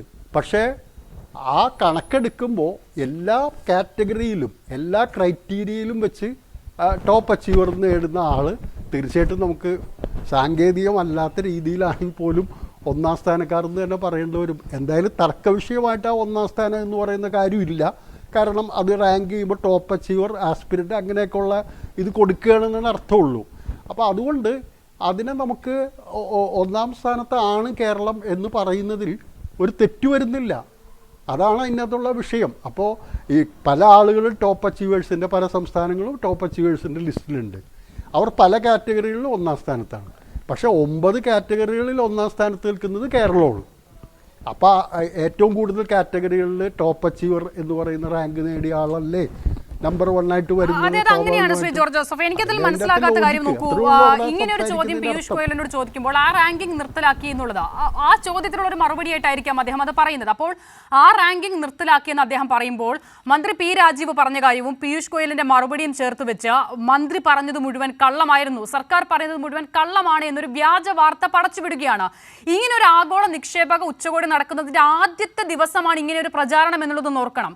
ഒരു മനുഷ്യായുസ് മുഴുവൻ ഒരാൾക്ക് പ്രചരിപ്പിക്കാനുള്ള കണ്ടന്റ് കാർഡ് രൂപത്തിൽ കൊടുത്ത ശേഷം ആ വാർത്ത മുക്കുന്ന മാധ്യമങ്ങൾ, ആ നിലയിലേക്ക് നമ്മുടെ മാധ്യമങ്ങൾ അധപ്പതിക്കുമ്പോൾ അത് പ്രതിപക്ഷത്തെ MLA-മാർ ഏറ്റെടുത്ത് വലിയ നിരയിൽ പ്രചരിപ്പിക്കുന്നതാണ് എൻ്റെ ദുഃഖം, എൻ്റെ ഞെട്ടൽ എന്നുള്ളതാണ്. കാരണം ഈ വിഷയത്തിൽ എത്ര തവണ ക്ലാരിറ്റി വരുത്തി നിയമസഭയിലടക്കം പ്രസ് മീറ്റുകൾ ഒരു പക്ഷേ കേൾക്കാതെ പോയിരിക്കാം. പക്ഷേ നിയമസഭയിൽ പ്രതിപക്ഷ നേതാക്കളുടെ ചോദ്യത്തിനാണ് ഈ മറുപടി മന്ത്രി പി രാജീവ് പറയുന്നത്. നമ്മൾ ചെറിയൊരു പോർഷനെ കേട്ടുള്ളതെങ്കിലും അത് വളരെ വിപുലമായ വിശദീകരിച്ചുള്ള മറുപടിയായിരുന്നു. അതെ അതെ അതെ അതെ അതെ താങ്കൾ പറഞ്ഞത് വളരെ കറക്റ്റായിട്ടുള്ളൊരു നിരീക്ഷണമാണ്. കാരണം കൃത്യമായിട്ടുള്ളൊരു കാര്യം, അതായത് ഇവിടെ ഈ മാധ്യമങ്ങൾ വളരെ ദുഷ്ടലാക്കോടുകൂടി ഒരു കൃത്യമായ ഒരു അജണ്ടയോടുകൂടി ഒരു yes or no question gun പോയിന്റിൽ നിർത്തുന്ന രീതിയിലൊരു ക്വസ്റ്റ്യൻ എറിയുകയാണ്. ആ ക്വസ്റ്റ്യൻ ഇതായിരുന്നു, ഈസ് ഓഫ് ഡൂയിങ് ഇത് നിർത്തലാക്കിയോ? സ്വാഭാവികമായിട്ടും അദ്ദേഹത്തിന് നിർത്തലാക്കി എന്നല്ലേ പറയാൻ പറ്റുള്ളൂ. അതൊരു വേറൊരു രീതിയിൽ വേറൊരു പാറ്റേണിലേക്ക് നമ്മൾ മാറ്റി. ഉദാഹരണത്തിന് പണ്ട് കാലത്ത് SSLC പരീക്ഷയ്ക്ക് റാങ്ക് സിസ്റ്റമായിരുന്നു. അന്ന് 1ാം റാങ്ക് കിട്ടിയ ആളുകളുടെ പടവും 2ാം റാങ്ക് കിട്ടി 3rd റാങ്ക് കിട്ടിയവരുടെ പടവും അച്ചടിച്ചു വരും. പിന്നീട് റാങ്കിങ് സിസ്റ്റം നിർത്തി. ആ റാങ്കിങ് സിസ്റ്റം നിർത്തി അത് ഗ്രേഡിങ്ങിലേക്ക് മാറിയപ്പോൾ അത് ഒരു വേറൊരു സംവിധാനത്തിലേക്ക് മാറി എന്നുള്ളതിൽ കവിഞ്ഞ് അപ്പോൾ നമ്മളോട് വിദ്യാഭ്യാസ മന്ത്രിയോട് ചോദിക്കുകയാണ്, SSLCയുടെ റാങ്കിങ് സമ്പ്രദായം നിർത്തിയോ? അപ്പോൾ വിദ്യാഭ്യാസ മന്ത്രി നിർത്തി എന്നല്ലാതെ പറയാൻ പറ്റുമോ? അപ്പോൾ അത് കൃത്യമായിട്ട് ഒരു മുനവെച്ച ചോദ്യം ചോദിക്കുക. അത് ചോദിച്ച് അവർക്കതറിയാം, ഈസ് ഓഫ് ഡൂയിങ് ബിസിനസ് എന്ന് പറയുന്ന കാര്യം നിർത്തലാക്കിയിട്ടുണ്ട്, അതിന് പകരം ഇങ്ങനൊരു സംവിധാനത്തിലേക്ക് വന്നിട്ടുണ്ട് എന്ന് കൃത്യമായിട്ട് ബോധ്യമുള്ള മാധ്യമപ്രവർത്തകർ തന്നെയാണ് അത് ചോദിക്കുന്നത്. അത് ചോദിച്ചിട്ട് പീയൂഷ് ഗോയലിൽ നിന്നും ഇല്ല, യെസ് ഓർ നോ ക്വസ്റ്റ്യൻ ചോദിക്കുന്നു, അതിൽ നോ എന്നുള്ള ആൻസർ അവർ വാങ്ങിക്കുന്നു, അത് വെച്ച് പടച്ചു വിടുന്നു. അതൊരു സംസ്ഥാന താല്പര്യം എന്ന് പറയുന്ന കാര്യം ഈ ആരായാലും ഇല്ലേ? മാധ്യമപ്രവർത്തകരായിക്കോട്ടെ, രാഷ്ട്രീയ പ്രവർത്തകരായിക്കോട്ടെ, ഉദ്യോഗസ്ഥരായിക്കോട്ടെ, ഏത് ഫീൽഡിലായിട്ടുള്ള ഒരാളായാലും നമ്മുടെ സംസ്ഥാനം എന്ന് പറയുന്ന ഒരു വൈകാരികമായൊരു തലം അതിനകത്തില്ലേ? നമ്മുടെ സംസ്ഥാനം ഇപ്പോൾ രഞ്ജി ട്രോഫി കേരളം ഫൈനലിലെത്തി. ആ ഫൈനലിൽ കേരളം ജയിക്കണം എന്ന് ഏത് കേരളീയനും ആഗ്രഹിക്കില്ലേ? അതൊരു സ്പോർട്സ് ഈവൻ്റാണ്, ഒരു മത്സരമാണ്. പക്ഷേ നമ്മുടെ സംസ്ഥാനം അത് നേടുന്നുവെങ്കിൽ നമുക്ക് എല്ലാവർക്കും ഒരു സന്തോഷം, അഭിമാനം ഉണ്ടാകുന്ന കാര്യമാണ്. ആ രീതിയിൽ ഇവിടെയും ചിന്തിക്കേണ്ട ഒരു അവസ്ഥയില്ലേ? അതിന് പകരം ഈ ഒരു കണക്ക് കൂട്ടി വളരെ കൃത്യമായ അജണ്ട സെറ്റ് ചെയ്ത് ഒരു യെസ് ഓർ നോ ക്വസ്റ്റ്യൻ, ഒരു ഡയറക്റ്റ് ക്വസ്റ്റ്യൻ ചോദിക്കുന്നു. ആ ക്വസ്റ്റ്യൻ അദ്ദേഹത്തിന് ഇല്ല എന്നല്ലാതെ മറുപടി പറയാൻ പറ്റില്ല.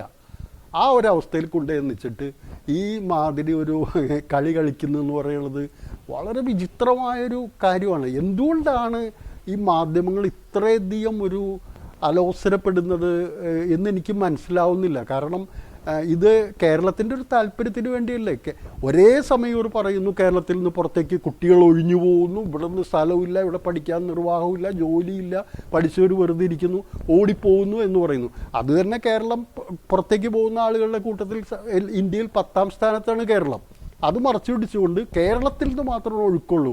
ആ ആളുകളെ തിരിച്ചു കൊണ്ടുവരാനും ഇവിടെ അവർക്ക് തൊഴിലവസരങ്ങൾ ഒരുക്കുന്നതിനും വേണ്ടിയിട്ടുള്ളൊരു ശ്രമകരമായ ദൗത്യമല്ലേ ഈ നടന്നുകൊണ്ടിരിക്കുന്നത്.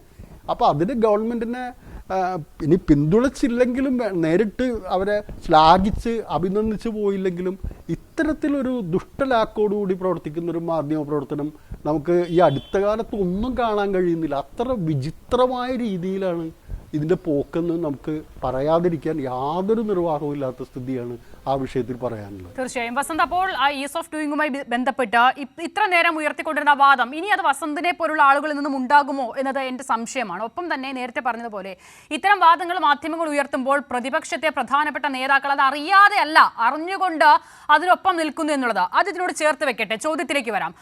പ്രതിപക്ഷത്തെ നേതാക്കളൊക്കെയും അതിപ്പോൾ വി.ഡി. സതീശനായാലും കുഞ്ഞാലിക്കുട്ടിയായാലും ഒരുപാട് MLA-മാരടക്കം പങ്കെടുത്തു, ചാണ്ടിയുമ്മൻ അടക്കം. അപ്പോൾ എല്ലാവരും ഇങ്ങനെ വികസനത്തിന് കേരളത്തിനൊപ്പം സർക്കാരിന്റെ നീക്കങ്ങൾക്കൊപ്പം എന്ന് അടിവര ഇടുന്നുണ്ടായിരുന്നു. ഈ ഉച്ചകോടിയുമായി ബന്ധപ്പെട്ട് ഉരുത്തിരിഞ്ഞു വന്ന പ്രധാനപ്പെട്ട ഒരു പോയിന്റ് എന്ന് പറയുന്നത് ഒരുപക്ഷെ സിൽവർ ലൈനുമായി ബന്ധപ്പെട്ട് അടുത്ത ഒരു മൂവ് എത്രയും വേഗം പ്രതീക്ഷിക്കാം, അത് കേന്ദ്രത്തിന്റെ ഭാഗത്തു നിന്ന് പോലും എന്നുള്ളതാണ് കേന്ദ്രമന്ത്രിമാരുടെ പോലും പ്രതികരണത്തിൽ നിന്ന് മനസ്സിലാക്കിയത്. അപ്പോൾ വികസനത്തിനൊപ്പം നിൽക്കുമെന്ന് പറയുന്ന പ്രതിപക്ഷം ആ നിരയിലും സർക്കാരിനൊപ്പം ഉണ്ടാകുമോ?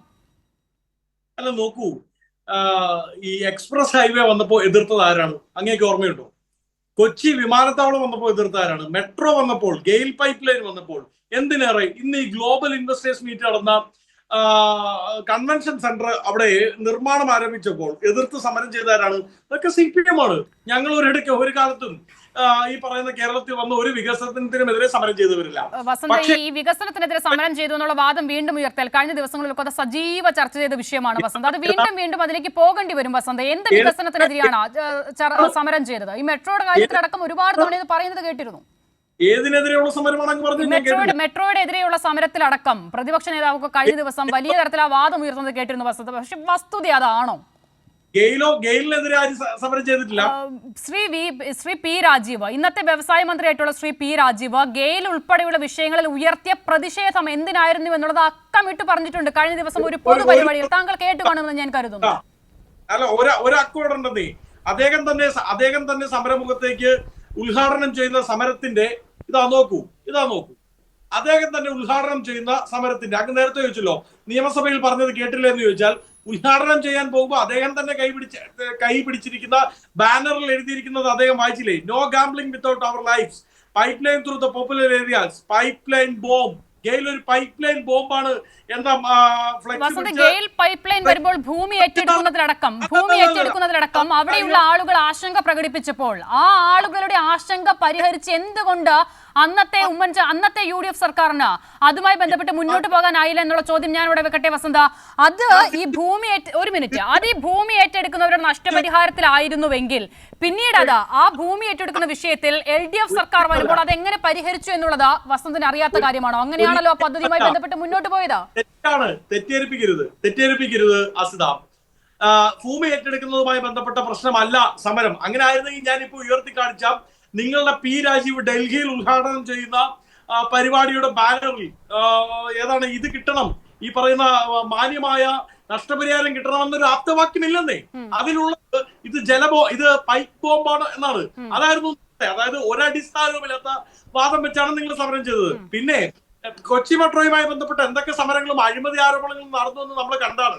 എന്നിട്ട് ഒടുക്കം അതേ കൊച്ചി മെട്രോയുടെ 2 പില്ലർ അപ്പുറവും ഇപ്പുറവും ചുമപ്പൻ റിബൺ വലിച്ചിട്ട് U-turn ഉദ്ഘാടനം ചെയ്ത രാജീവിനെ നമ്മൾ കണ്ടില്ലേ?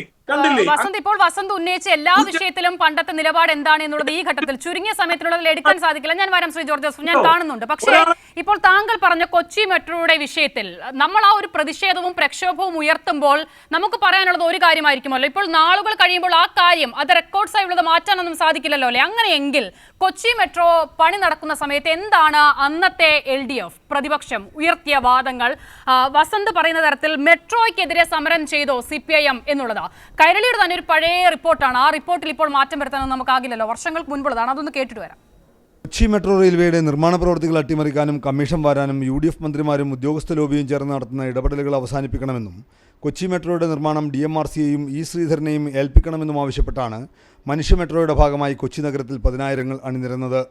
മെട്രോയുടെ പാതയിൽ ആലുവ പുളിഞ്ചോട് മുതൽ തൃപ്പൂണിത്തുറ പേട്ട വരെയുള്ള 27 കിലോമീറ്റർ നീളത്തിൽ 30,000-ലധികം പേരാണ് ഏകമനസ്സോടെ പ്രതിഷേധിച്ചത്. ജോസ് ജംഗ്ഷനിൽ CPIM സംസ്ഥാന secretary Pinarayi Vijayan, justice VR Krishna Iyer ഉൾപ്പെടെയുള്ള രാഷ്ട്രീയ, സാമൂഹിക, സാംസ്കാരിക നേതാക്കന്മാരും പ്രവർത്തകരും കണ്ണികളായി. 5 മണിയോടെ ജസ്റ്റിസ് ഷംസുദ്ദീൻ പ്രതിജ്ഞാവാചകം ചൊല്ലി. ഞങ്ങൾ കേരളീയർ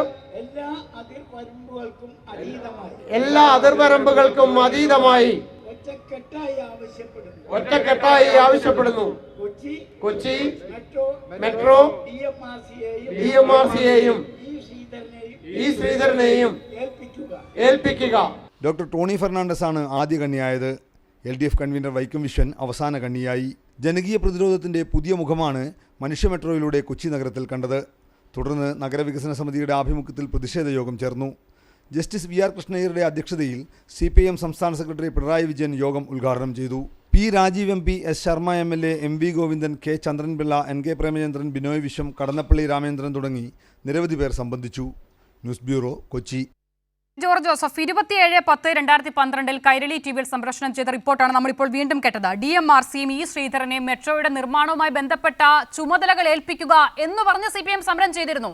ആ സമരം മെട്രോയ്ക്കെതിരാകുമോ? ഇതാണ് ഞാൻ കൈ ഉയർത്തിയതിൻ്റെ കാരണം. ഇത് ഓരോ കാര്യങ്ങളും ഒന്ന് സ്പെസിഫിക് ആയിട്ട് പറയേണ്ടത്. കാരണം ഞാൻ എറണാകുളം ജില്ലക്കാരനായിട്ടുള്ള ഒരാളാണ്. അന്ന് മാധ്യമപ്രവർത്തകനായി സജീവമായി പ്രവർത്തിച്ചിരുന്നൊരു കാലഘട്ടത്തിലാണ് ഈ സംഭവങ്ങളൊക്കെ ഉണ്ടാവുന്നത്. അന്ന് ചങ്ങമ്പുഴ പാർക്കിൽ കൈരളി ന്യൂസിൻ്റെ എക്സിക്യൂട്ടീവ് എഡിറ്റർ ശ്രീ ശരത്ത് ഉൾപ്പെടെ ആളുകൾ പങ്കെടുത്തിട്ടുള്ള ഒരു ചർച്ചയിൽ കൂടി ഞാൻ പങ്കാളിയായിട്ടുള്ളൊരു വ്യക്തിയാണ്. ആദ്യം നമ്മൾ മെട്രോ എടുക്കുകയാണെങ്കിൽ മെട്രോയുടെ കാര്യത്തിൽ സിംഗപ്പൂർ ബേസ്ഡ് ആയിട്ടുള്ളൊരു കമ്പനിയെ ഒരു ടെൻഡർ പോലും ക്ഷണിക്കാതെ അവരാണ് ഇതിനകത്ത് വളരെ പ്രാഗൽഭ്യമുള്ളവർ, അവരെ തന്നെ കൊണ്ടുവരണം എന്ന് ചില തൽപര കക്ഷികൾ അതിനകത്ത് നിർബന്ധം പിടിക്കുകയും അവരെ കരാർ ഏൽപ്പിച്ച് മുന്നോട്ട് പോകാനുള്ള നീക്കം നടന്നപ്പോഴാണ് ഈ പ്രതിഷേധം ഉണ്ടായത്. അത് നമ്മൾ പറഞ്ഞു വ്യക്തമായിട്ട്. കാരണം DMRCയെ പോലെ കേപ്പബിളായിട്ടുള്ള ഇന്ത്യയിലൊരു ഏജൻസി ഉണ്ട്, വളരെ അതുപോലെ തന്നെ മലയാളിയായിട്ടുള്ള E ശ്രീധരൻ അതിൻ്റെ തലപ്പത്തിരിക്കുന്നു. അങ്ങനെ ഒരാൾ ഇത്രയും വളരെ വലിയൊരു ഇത് കഴിഞ്ഞപ്പോൾ ഒരു ഗവൺമെൻറ്റിൻ്റെ കേന്ദ്ര സർക്കാരിൻ്റെ നിയന്ത്രണത്തിലുള്ള ഒരു ഡൽഹി മെട്രോ റെയിൽ കോർപ്പറേഷനെ ഏൽപ്പിക്കുന്നതിന് പകരം ഒരു വിദേശ സ്വകാര്യ കമ്പനിയെ യാതൊരു വിധത്തിലുള്ള നടപടിക്രമങ്ങളോ അങ്ങനെയൊന്നും പാലിക്കാതെ അവർ എക്സ്പേർട്സാണ്, അവരല്ലാതെ ഇല്ല എന്നുള്ള രീതിയിലൊരു പ്രശ്നം വന്നപ്പോഴാണ് അന്ന് ആ സമരത്തിലേക്ക് പോയത്. അതിൻ്റെ അർത്ഥം എന്താ? ആ സമരം വിജയിക്കുകയല്ലേ ചെയ്തത്. അതിൽ നിന്ന് പിന്മാറേണ്ടി വന്നു, DMRCയെ തന്നെ ഏൽപ്പിക്കേണ്ടി വന്നു എന്ന് പറയുമ്പോൾ ആ ശരിയായ നിലപാടിനെ ബോധ്യപ്പെടുത്താൻ കഴിഞ്ഞു. അതിനടിസ്ഥാനത്തിൽ തീരുമാനം എടുപ്പിക്കാൻ കഴിഞ്ഞു. അത് ജനകീയ പ്രതിരോധത്തിൻ്റെ ശക്തമായ പ്രതിഷേധത്തിൻ്റെ അടിസ്ഥാനത്തിലാണ്. അത് മനസ്സിലാക്കാൻ തയ്യാറാവണം. ഇനി രണ്ടാമത്തെ വിഷയം എടുക്കുക, കൊച്ചി വിമാനത്താവളത്തിൻ്റെ കാര്യത്തിൽ വിമാനത്താവളം വേണ്ട, വിമാനത്താവളം ഇവിടെ വരാൻ അനുവദിക്കില്ല എന്നുള്ള രീതിയിലല്ല നടന്നത്. അവിടെ 2000 ഏക്കർ ഭൂമി എടുക്കുകയാണ്. ആ സമയത്ത് അത് എടുത്തപ്പോൾ ആളുകൾക്ക് അറിയില്ല, അവിടുത്തെ നാട്ടുകാർക്ക് എന്താണ് ഇവിടെ സംഭവിക്കാൻ പോകുന്നത്. പാവപ്പെട്ട നെൽപ്പാടമാണ് നെടുമ്പാശ്ശേരി എന്ന് പറയുന്ന സ്ഥലത്ത്, ആ പ്രദേശത്തെക്കുറിച്ച് കൃത്യമായി അറിയാവുന്ന ആളെന്നുള്ളതിൽ ഞാൻ പറയുകയാണ്. അവിടെ നെൽപ്പാടങ്ങളിൽ നിന്നിരുന്ന് അവിടെ സ്ഥലമെടുക്കാൻ വന്നപ്പോൾ വളരെ കുറഞ്ഞ വിലയ്ക്ക് തങ്ങളുടെ സ്ഥലം പോകുമോ, കൈവിട്ട് പോകുമോ, അല്ലെങ്കിൽ നിസ്സാരമായ എന്തെങ്കിലും കിട്ടിയപ്പോൾ ഞങ്ങൾക്ക് അർഹമായ നഷ്ടപരിഹാരം കിട്ടണം, ഇത് വിമാനത്താവളം വരുമ്പോൾ അവിടെ സൗകര്യപ്പെടുമെങ്കിൽ ജോലി അടക്കമുള്ള കാര്യങ്ങൾ വേണം എന്ന് പറഞ്ഞ് അത് വിമാനത്താവളം വരണ്ട എന്ന് ആരെങ്കിലും പറഞ്ഞതായിട്ട് ആ വികസനത്തെ തടസ്സപ്പെടുത്താൻ വേണ്ടി. ഒരു വികസനം വരുമ്പോൾ അതിൽ ഒഴിഞ്ഞു കിടക്കുന്ന ആളുകളെ സംബന്ധിച്ചിടത്തോളം അവർക്ക് അർഹമായ പാക്കേജ് കൊടുക്കണ്ടേ? ഇപ്പോൾ നമ്മൾ നാഷണൽ ഹൈവേ വികസനം എടുക്കുക, ആളുകൾ സന്തോഷപൂർവ്വമാണ് ഒഴിഞ്ഞു പോയത്.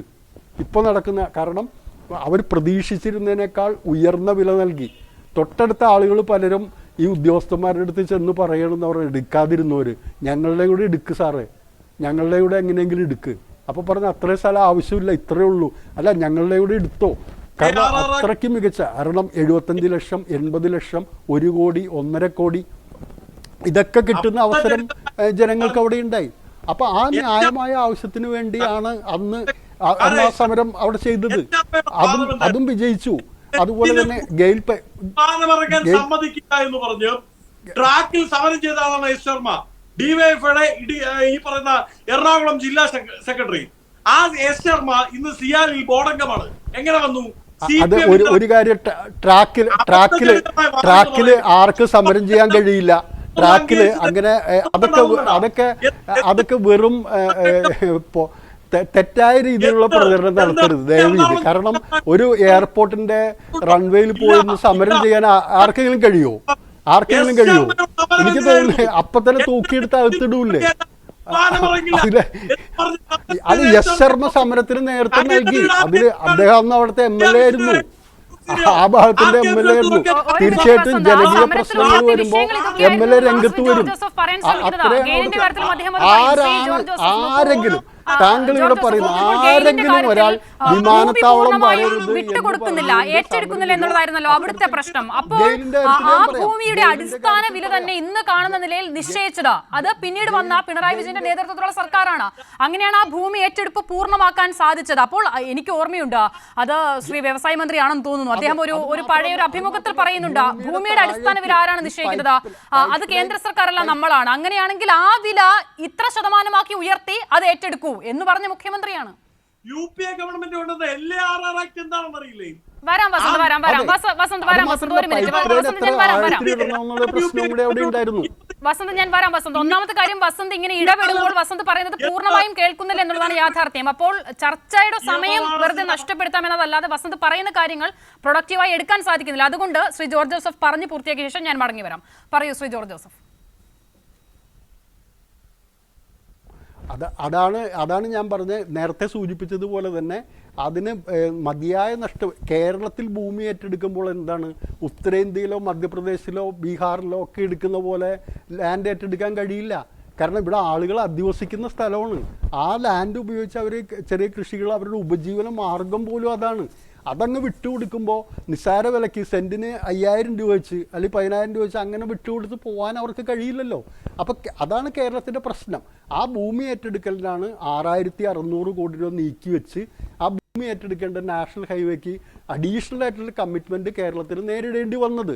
അങ്ങനെ കേരളത്തിൽ ഭൂമി ഏറ്റെടുക്കാൻ കഴിയുള്ളൂ. കാരണം ഇവിടെ 2 ലക്ഷം രൂപ സെൻറ്റിന് വിലയില്ലാത്ത ഒരു സ്ഥലവും കേരളത്തിൽ വളരെ കുറവായിരിക്കും. അപ്പോൾ അതുകൊണ്ട് ആ രീതിയിലുള്ള കോമ്പൻസേഷൻ പാക്കേജിന് വേണ്ടിയാണ് മുഖ്യമന്ത്രി ആവശ്യപ്പെട്ടത്. പിന്നെ അതുകൂടാതെ ഈ ഭൂമിയിൽ അവർ ഉദ്ദേശിച്ചത് അധികമൊന്നും ആഴത്തിലല്ലാതെയാണ് ഈ ഗെയിൽ പൈപ്പ് ലൈൻ പോകുന്നത്. പക്ഷേ കേരളം പോലൊരു സംസ്ഥാനത്ത് അത് പറ്റില്ല, കുറേ കൂടി ആഴത്തിലേക്ക് പൈപ്പ് ലൈൻ പോകണം. കാരണം അതിന് മുകളിൽ വലിയ തോതിലുള്ള കൃഷി ചെയ്യാൻ കഴിയില്ലെങ്കിലും, അതേ വലിയ മരങ്ങൾ വെച്ച് പിടിപ്പിക്കാൻ കഴിയില്ലെങ്കിലും പച്ചക്കറി കൃഷികളും ചീരകൃഷി അങ്ങനെയുള്ള കാര്യങ്ങൾ നടത്താൻ കഴിയുന്ന രീതിയിൽ ഈ പൈപ്പ് ലൈന് കുറച്ചുകൂടി ആഴത്തിലേക്ക് പോകണം എന്നൊക്കെ ആവശ്യപ്പെടുന്നത് ജനങ്ങളുടെ ആവശ്യമല്ലേ? ആ ജനങ്ങളുടെ ആവശ്യങ്ങൾ മുൻനിർത്തിയല്ലേ ഈ കാര്യങ്ങൾ. അല്ലാതെ പൈപ്പ് ലൈൻ ഇടരുത്, ഇതിവിടെ പറ്റില്ല, വിമാനത്താവളം ഈ രാജ്യത്തിന് വേണ്ട, ഇത് നടക്കില്ല, കൊച്ചി മെട്രോ കൊച്ചിയിൽ വരാൻ പാടില്ല, ഇത് ഞങ്ങൾ ഓടിക്കില്ല, അങ്ങനെ ഒന്നുമല്ല സമരങ്ങൾ നടന്നത്. സമരങ്ങൾ അതാത് കാലഘട്ടത്തിൽ ജനകീയ പ്രശ്നങ്ങൾ ഏറ്റെടുത്തുകൊണ്ട് ആ ജനങ്ങളുടെ നഷ്ടപരിഹാരം വാങ്ങിച്ചു കൊടുക്കുന്നതിനും ജനങ്ങളുടെ പ്രയാസങ്ങൾ ലഘൂകരിച്ചുകൊണ്ട് പദ്ധതികൾ, അങ്ങനെ അതാണ് ജനകീയമായ രീതിയിൽ ഒരു പദ്ധതി നടപ്പാക്കുന്നതിൻ്റെ എക്സാമ്പിൾ. അത്തരത്തിലുള്ള സമരങ്ങൾ നടന്നിട്ടുണ്ട്. ആ സമരങ്ങൾ ന്യായമായ ആവശ്യങ്ങൾക്ക് വേണ്ടിയാണ് എന്നുള്ള കാര്യത്തിൽ കേരളം മനസ്സിലാക്കിയിട്ടുണ്ട്. ആ സമരത്തിൻ്റെ പേരിൽ ഒരു പദ്ധതി നടപ്പാക്കാതെ പോയിട്ടില്ല എന്നുള്ളത് മനസ്സിലാക്കണം. അതുപോലെ തന്നെ കൊച്ചി മെട്രോയുടെ കാര്യം എടുത്തിട്ടുണ്ടെങ്കിൽ എന്തുകൊണ്ടാണ് ഈ സിംഗപ്പൂർ ബേസ്ഡ് കമ്പനിയെ മാറ്റി ഈ DMRCയെ തന്നെ ഏൽപ്പിക്കുന്ന തീരുമാനത്തിലേക്ക് പോകേണ്ടി വന്നത് എന്നുകൂടി ഒന്ന് ആലോചിച്ചാൽ ആ സമരങ്ങളുടെ പ്രസക്തി എന്താണെന്നും അതിന്റെ ലോജിക്ക് എന്താണെന്നും പിടികിട്ടും. ശരി വസന്ത്, നോക്കൂ, എൻ്റെ അപ്പോൾ ആദ്യത്തെ ചോദ്യത്തിലേക്ക് ഞാൻ മടങ്ങി വരുന്നു. അപ്പോൾ ആ നിലയിൽ പ്രതിഷേധങ്ങളും സമരങ്ങളും നടത്തിയിട്ടുണ്ടോ എന്നുള്ളത് ചോദിച്ചാൽ ആ സമരത്തിന്റെ കാരണം ശ്രീ ജോർജ് ജോസഫിനെ പോലെ ഒരാൾ വിശദീകരിക്കുന്നുണ്ട്. ഇനി അത് അവിടെ നിൽക്കട്ടെ. അങ്ങനെയല്ല, അങ്ങനെ വികസനത്തിന് തുരങ്കം വെക്കുന്നവരല്ല UDF കോൺഗ്രസ് എന്നുള്ളതാണല്ലോ നിങ്ങളുടെ വാദം. അങ്ങനെയാണെങ്കിൽ കേരളത്തിന്റെ കേന്ദ്ര അനുമതി വലിയ തടസ്സമായി നമ്മുടെ മുന്നിൽ നിന്നിരുന്നു. പക്ഷേ ഈ ആഗോള സമിറ്റിൽ അതിലടക്കം അനുകൂലമായ നിലപാട് കേന്ദ്രത്തിന്റെ ഭാഗത്തുനിന്ന് ഉണ്ടാകുമ്പോൾ അത് പ്രാവർത്തികമാകുന്നു എന്നതിന്റെ ചില സൂചനകൾ, പോസിറ്റീവ് സൂചനകൾ നമുക്ക് ലഭിക്കുന്നുണ്ട്. അതിലെന്തായിരിക്കും പ്രതിപക്ഷത്തിന്റെ നിലപാട് എന്നുള്ളതാണ്. അല്ല, അതിന് ഉത്തരം പറയാം. അതിന് മുമ്പ് KMRL ഓഫീസിലേക്ക് പി രാജീവിന്റെ നേതൃത്വത്തിൽ CPM സമരം. KMRL ഓഫീസ് DMRC എടുത്തതിന് ശേഷം DMRC പ്രൊജക്ട് ഏറ്റെടുത്തതിന് ശേഷമാണ് KMRL ഓഫീസ് പ്രാവർത്തികമാകുന്നത്. അപ്പോൾ ആ ഓഫീസിലേക്ക് സമരം നടത്തുമ്പോൾ അത് മെട്രോമാൻ ശ്രീധരനെ ഏൽപ്പിക്കണം എന്ന് പറഞ്ഞാണ് എന്ന് അബദ്ധജടിലമായ വാദം ഉന്നയിക്കരുത്. കാര്യം ശ്രീധരൻ ഏറ്റെടുത്ത ശേഷവും നിങ്ങൾ മാർച്ച് നടത്തിയിട്ടുണ്ട്. ശ്രീ ജോർജ് ജോസഫ്, അങ്ങ് മനസ്സിലാക്കേണ്ട ഒരു കാര്യമുണ്ട്. അങ്ങ് എറണാകുളംകാരനായതുകൊണ്ട് എറണാകുളത്ത് നടക്കുന്ന എല്ലാ ഈച്ചയും പറഞ്ഞ കഥ അങ്ങേക്ക് അറിയാമെന്ന് അങ്ങ് വാദിക്കേണ്ടത് ശരിയല്ല. ഈ കൊച്ചി വിമാനത്താവളവുമായി ബന്ധപ്പെട്ട് സമരം നടത്തിയ എസ് ശർമ്മയെ അങ്ങേക്ക് ഓർമ്മയുണ്ടോ? എറണാകുളംകാരനാണല്ലോ, DYFI നേതാവായിരുന്നു എസ് ശർമ്മ. എന്റെ നെഞ്ചിന് കുറുകെ അല്ലാതെ ഇവിടെ വിമാനം ഇറങ്ങില്ല എന്ന് പറഞ്ഞ് ശർമ്മ സമരം ചെയ്തത് അവിടെ ഈ പറയുന്ന ഏറ്റെടുക്കുന്ന ഭൂമിക്ക് വില കൊടുക്കണം എന്ന് ആവശ്യപ്പെട്ടുകൊണ്ടായിരുന്നില്ല. വിമാനത്താവളം ആവശ്യമേ ഇല്ല, തിരുവനന്തപുരത്ത് ഒരെണ്ണം ഉണ്ടല്ലോ എന്ന് പറഞ്ഞുകൊണ്ടായിരുന്നു. എന്നാൽ അതേ എസ് ശർമ്മ ഇന്ന് കൊച്ചി വിമാനത്താവളത്തിന്റെ സിയാലിന്റെ ഡയറക്ടർ ബോർഡിൽ അംഗമാണ്. ഇടതുപക്ഷത്തിന്റെ പ്രത്യേക പ്രതിനിധിയായി അവിടെ ഇരുന്ന് ലക്ഷങ്ങൾ കൈപ്പറ്റുന്നുണ്ട്. അതായത് സമരം ചെയ്യുമ്പോൾ മിനിമം പിന്നീട് ആ പദ്ധതി വരുമ്പോൾ അവിടെ പോയിരുന്ന് അതിന്റെ പങ്കുപറ്റാൻ, അതിന്റെ ഡയറക്ടർ ബോർഡിൽ ഇരുന്ന് പങ്കുപറ്റാനുള്ള ആ സമരങ്ങൾ ശരിയായിരുന്നില്ല. സമരങ്ങൾ പിന്തിരിപ്പൻ നിലപാടാണ് എന്നുള്ളതാണ് കോൺഗ്രസിന്റെയും വസന്തിന്റെയും നിലപാടെങ്കിൽ അതേ പിന്തിരിപ്പൻ നിലപാട് നിങ്ങൾ ഇനി സിൽവർ ലൈൻ പ്രാവർത്തികമാകുമ്പോൾ എടുക്കുമോ എന്നുള്ളതാണ് ചോദ്യം. കേൾക്കൂ, അടുത്ത കാര്യം കൂടി ഞാൻ ചോദിച്ച ഒരു കാര്യത്തിനു കൂടി ശ്രീ ജോർജ് ജോസഫ് ഉത്തരം പറഞ്ഞില്ല. അങ്ങ് പറയണ്ട. ഏതായാലും ഈ ചർച്ചയിൽ ഔദ്യോഗിക ഇടതു പ്രതിനിധി ഇല്ലല്ലോ, അതിനേക്കാൾ മനോഹരമായി ഡിഫെൻഡ് ചെയ്യാണല്ലോ ശ്രീ ജോർജ് ജോസഫ്. ഇത്രമാത്രം വികസനം ഈ സംസ്ഥാനത്ത് നിങ്ങളുടെ ഇടതുപക്ഷ ഗവൺമെന്റ് കൊണ്ടുവന്നിരുന്നെങ്കിൽ ശ്രീ ജോർജ് ജോസഫ് എന്തിനാണ് ഒരു വ്യവസായ മന്ത്രിക്ക് ഇന്ത്യയുടെ ചരിത്രത്തിലില്ല ഒരു മെട്രോ പില്ലറിന്റെ U-turn ഉദ്ഘാടനം ചെയ്യേണ്ട ഗതികേടിലേക്ക് എത്തിയത്? അതിൽ നിന്ന് ഒഴിഞ്ഞു മാറാനുള്ള ഒരു മിനിമം ബുദ്ധി എറണാകുളംകാരനായിട്ടുള്ള പി രാജീവിന് അങ്ങ് ഉപദേശിച്ചു കൊടുക്കണ്ടേ? ഇനി അസിതയുടെ ചോദ്യം ഈ പറയുന്ന സിൽവർ ലൈനുമായി പ്രതിപക്ഷത്തിന്റെ നിലപാട് എന്താണ്? ഞങ്ങൾ പറയുന്നത് എന്താണ്? സിൽവർ ലൈനിന്റെ ആദ്യഘട്ടത്തിൽ തന്നെ സിൽവർ ലൈനിന്റെ ഫീസിബിലിറ്റി സ്റ്റഡി നടത്താൻ വേണ്ടി കൊടുത്തതിൽ വലിയ അഴിമതിയുണ്ട്. അത് തെളിവാക്കപ്പെട്ടതാണല്ലോ. ഒരു മഞ്ഞക്കുറ്റിക്ക് 3800 രൂപ വകയിരുത്തി കൊടുത്തു. നമ്മൾ കണ്ടതാണ് എത്ര കോടിയുടെ അഴിമതിയാണ് എന്ന്. അഴിമതിയുമായി ബന്ധപ്പെട്ട ആരോപണമാണ് ഞങ്ങളുടേത്. രണ്ടാമതുള്ള പ്രശ്നം ജനവാസ മേഖലയിൽ എന്നുള്ളതല്ല, ജനവാസ മേഖലയിലെ അടുക്കളപ്പുറത്ത് വരെ കൊണ്ടുപോയി ഈ കുറ്റി സ്ഥാപിച്ചു. അതായത് സ്വാഭാവികമായും ഇന്ന് ഇത്രമാത്രം ടെക്നോളജി വളർന്ന കാലത്ത് ഈ പറയുന്ന സാറ്റലൈറ്റ് സ്റ്റഡി അടക്കം നടത്താൻ സാധ്യത ഉള്ളപ്പോൾ പെട്ടെന്ന് മഞ്ഞക്കുറ്റിയുമായി ഇറങ്ങി പുറപ്പെട്ട് ജനങ്ങളെ വിശ്വാസത്തിലെടുക്കാതെ, സർവകക്ഷി യോഗം വിളിക്കാതെ, അവിടുത്തെ പൗരപ്രമുഖരെ ആരെയും കേൾക്കാതെ സർക്കാർ നേരിട്ടിറങ്ങി ഈ പറയുന്ന അടുക്കളപ്പുറത്ത് അമ്മമാർ കുക്ക് ചെയ്യുന്ന സമയത്ത് അവിടേക്ക് ഒരു മഞ്ഞക്കുറ്റിയുമായി ഉദ്യോഗസ്ഥരെത്തി. അതിനെ ചോദ്യം ചെയ്യാതിരിക്കാൻ ഈ സംസ്ഥാനത്തെ പ്രതിപക്ഷം അത്രമാത്രം ഷണ്ടവൽക്കരിക്കപ്പെട്ടിട്ടില്ല എന്നുള്ളത് മനസ്സിലാക്കിയാൽ മതി. ഇനി ഞങ്ങളെ സംബന്ധിച്ച് നിലവിൽ ഇത് ഫീസിബിൾ അല്ല എന്നതുമായി ബന്ധപ്പെട്ട് വൈറ്റ് പേപ്പർ KPCC പുറത്തിറക്കിയിട്ടുണ്ട്. അത് വായിച്ചു നോക്കിയാൽ നിങ്ങൾക്ക് മനസ്സിലാവും. ഞങ്ങൾ അധികാരത്തിൽ വന്നാലും സിൽവർ ലൈൻ നടപ്പിലാക്കാൻ പോകുന്നില്ല. പിണറായി വിജയൻ പറഞ്ഞല്ലോ സിൽവർ ലൈൻ കേരളയിൽ വസന്ത്, ഈ പദ്ധതി ഫീസിബിൾ ആണോ എന്നുള്ളത് അതുമായി ഏറ്റവും ബന്ധപ്പെട്ട നടത്തിയിട്ടുള്ള പഠനങ്ങൾക്കപ്പുറം പ്രാധാന്യമുണ്ടോ KPCCയുടെ പേപ്പറിന്? അല്ല, അത് നിങ്ങളെ സംബന്ധിച്ചില്ലായിരിക്കും. കാര്യം ഞങ്ങൾ ക്ലിയർ ആയിട്ട് ഞങ്ങൾ ഒരു കാര്യം പറഞ്ഞേക്കാം. അപ്പോൾ കോൺഗ്രസ് അധികാരത്തിൽ വന്നാലും സിൽവർ ലൈൻ നടപ്പിലാക്കാൻ ഉദ്ദേശിക്കുന്നില്ല എന്നുള്ളതാണല്ലോ നിലപാട്. അപ്പോൾ മെട്രോ വികസനമായിരുന്നു LDF-ഉം CPM-ഉം എതിർത്തു. വിമാനത്താവളം വികസനമായിരുന്നു LDF-ഉം CPM-ഉം എതിർത്തു. സിൽവർ ലൈൻ വികസനമാണ്, അങ്ങനെയാണെങ്കിൽ അത് കോൺഗ്രസും UDF-ഉം എതിർക്കുന്നു. എന്താണ് വ്യത്യാസം? അസിത, മെട്രോയും വിമാനത്താവളം മാത്രമല്ല കേട്ടോ, ഇൻഫോ പാർക്ക്, ജിമ്മ്, അക്ഷയ സെന്ററുകൾ. ശരി വസന്ത്, സമയമില്ലാത്തതുകൊണ്ടാണ്. ശരി, ഞാൻ അംഗീകരിച്ചു. ശരി, വസന്തിന്റെ വാദം ഞാൻ വാദത്തിന് അംഗീകരിച്ചു. അതൊക്കെയും CPM-ഉം LDF-ഉം എതിർത്തു. അങ്ങനെയെങ്കിൽ സിൽവർ ലൈൻ നിങ്ങൾ എതിർക്കുന്നു. എന്താണ് അപ്പോൾ അതിലെ വ്യത്യാസം? കേരളയിലുമായി ബന്ധപ്പെട്ട കാര്യം കൂടി പറയാം. അതായത് മുഖ്യമന്ത്രി പിണറായി വിജയൻ ഏതോ ഒരു സമിറ്റിയിൽ പറഞ്ഞില്ലേ കേരളയിൽ വരും കേട്ടോ. ഞങ്ങൾ ക്ലിയറായി പറഞ്ഞേക്കാം, ഞങ്ങൾ അധികാരത്തിൽ വന്നാൽ കേരളയിൽ വരില്ല കേട്ടോ. കാര്യം എന്താണെന്ന് അറിയാമോ? ഞങ്ങളുടെ വാദം എക്സ്പ്രസ് ഹൈവേ വരുമെന്ന് പറഞ്ഞ കാലത്ത് ഗോപാലൻ ചേട്ടന് പശുവിനെ അപ്പുറത്ത് നിന്ന് ഇപ്പുറത്ത് കൊണ്ടുപോയി കെട്ടാൻ പറ്റില്ല എന്ന് പറഞ്ഞ വാദമല്ല ഞങ്ങളുടേത്. ഇത് പരിസ്ഥിതി ആഘാതവുമായി ബന്ധപ്പെട്ട് വലിയ പ്രശ്നമുണ്ട്. കേരളയിലെ ലൈൻ വരച്ചു പോയിരിക്കുന്നത് ഈ പറയുന്ന സ്റ്റഡി നടത്താൻ വേണ്ടി കേരളയിലെ ആദ്യ ലൈൻ മരിച്ചു പോയിരിക്കുന്നത് ഈ പറയുന്ന എന്താണ് റെയിൽവേയുടെ ബഫർ സോണിന്റെ ഉള്ളിൽ കൂടെ വരെയാണ്. അതുകൊണ്ട് തന്നെ ഇതൊരു ഫീസിബിൾ ആയിട്ടുള്ള സ്റ്റഡി ഇതുമായി ബന്ധപ്പെട്ട് നടന്നിട്ടില്ല. ഇവിടുത്തെ പ്രതിപക്ഷത്തെ എന്നല്ല, ഇവിടുത്തെ പൗരപ്രമുഖരെയോ ഇവിടുത്തെ ജനങ്ങളെയോ വിശ്വാസത്തിലെടുക്കാൻ സർക്കാരിന് സാധിച്ചിട്ടില്ല സിൽവർ ലൈനിന്റെ കാര്യത്തിൽ. യു ഡി എഫ് സ്വപ്നം കാണുന്ന വികസനത്തിൽ സിൽവർ ലൈൻ എന്നത് പദ്ധതിയില്ല എന്നുള്ളതാണല്ലേ? അപ്പോൾ ഈ സിൽവർ ലൈൻ വികസനത്തിന്റെ ഭാഗമല്ല ഒരു നാടിനെ സംബന്ധിച്ചിടത്തോളം. സിൽവർ ലൈൻ കൊണ്ട് യാതൊരു പ്രയോജനം ഉണ്ടാവില്ലെങ്കിൽ സിൽവർ ലൈൻ ശരി, വിമാനത്താവളം കൊണ്ടും മെട്രോ റെയിൽ കൊണ്ടും എന്ത് പ്രയോജനം ഉണ്ടായി? ആ പ്രയോജനം സിൽവർ ലൈൻ കൊണ്ട് ഉണ്ടാകില്ല എന്നെങ്ങനെ നമുക്ക് വാശി പിടിക്കാനാകും ശ്രീ ജോർജ് ജോസഫ്? എക്സ്പ്രസ് ഹൈവേകളും നാഷണൽ ഹൈവേകളുമാണ് കേരളത്തെ സംബന്ധിച്ച് ആവശ്യം. കാര്യം വ്യവസായികൾ അതിനു മുമ്പേ ഒരു കാര്യം പറഞ്ഞോട്ടെ. അതായത് അദ്ദേഹം പറഞ്ഞ വാദങ്ങൾ പ്രധാനമായിട്ട് ഇപ്പോൾ അദ്ദേഹം പറഞ്ഞു ഈ എസ് ശർമ്മ ഈ കൊച്ചി വിമാനത്താവളത്തിൻ്റെ സിയാലിൻ്റെ ഡയറക്ടർ ബോർഡിലിരുന്ന് ലക്ഷങ്ങൾ വാങ്ങിക്കുകയാണ്. എനിക്ക് മനസ്സിലായില്ല. കാരണം എന്താ വെച്ചാൽ ഈ എസ് ശർമ്മ നിലവിലൊരു MLA അല്ല. മാത്രമല്ല അദ്ദേഹം മന്ത്രിയായിരുന്ന സമയത്ത് ജില്ലയിലെ മന്ത്രി എന്നുള്ള നിലയിൽ തീർച്ചയായിട്ടും അദ്ദേഹം ആ ഡയറക്ടർ ബോർഡിൽ സ്വാഭാവികമായിട്ടും വരും.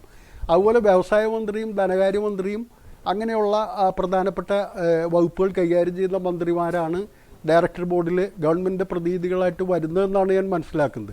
അപ്പോൾ ഏതർത്ഥത്തിലാണ് ഇപ്പോഴും എസ് ശർമ്മ അതിനകത്ത് ഡയറക്ടർ ബോർഡിലെ അംഗമാണെന്ന് പറയുന്നത് എനിക്ക് മനസ്സിലായില്ല. പിന്നെ അദ്ദേഹത്തിന് എന്തെങ്കിലും പ്രത്യേക അറിവ് ഉണ്ടായിട്ടാണോ അത് പറഞ്ഞതെന്ന് എനിക്കറിയില്ല. പിന്നെ അടുത്ത കാര്യം എന്താ വെച്ചാൽ ഈ മെട്രോ റെയിലിനെതിരെ, കൊച്ചി മെട്രോയ്ക്കെതിരെ ഇത്തരത്തിലൊരു സമരം നടത്തിയത് ഈ ഒരു വിഷയവുമായി ബന്ധപ്പെട്ടാണ്. കാരണം അത് കരാർ കൊടുക്കുന്നത് സുതാര്യമായ രീതിയിൽ വേണം. ഇന്ത്യയിൽ ടെക്നിക്കലി അല്ലെങ്കിൽ ഫിനാൻഷ്യലി എല്ലാ രീതിയിലും ശക്തമായ അടിത്തറയുള്ള, ശക്തമായ കഴിവ് തെളിയിച്ചിട്ടുള്ള ഒരു കോർപ്പറേഷൻ, അതും മലയാളി ഹെഡ് ചെയ്യുന്ന ഒരു കോർപ്പറേഷൻ ഉള്ളപ്പോൾ അതിനെ ഏൽപ്പിക്കണം എന്ന് ആവശ്യപ്പെട്ടുകൊണ്ട് ആ ഒരു ആവശ്യം ഉന്നയിച്ചാണ് ആ സമരം നടന്നത്. മറ്റെന്തെങ്കിലും രീതിയിലുള്ളൊരു സമരം വേറെ ഏതെങ്കിലും വിഷയത്തിൽ നടന്നതായിട്ട് എൻ്റെ അറിവിലില്ല. ഇനി അദ്ദേഹത്തിന് അത് എവിടെ നിന്നാണ്, എങ്ങനെയാണ് അതിൻ്റെ കാര്യങ്ങളെന്ന് എനിക്കറിയില്ല. പിന്നെ താങ്കൾ ചോദിച്ച ചോദ്യം തന്നെയാണ് വളരെ പ്രസക്തമായിട്ടുള്ള കാര്യം.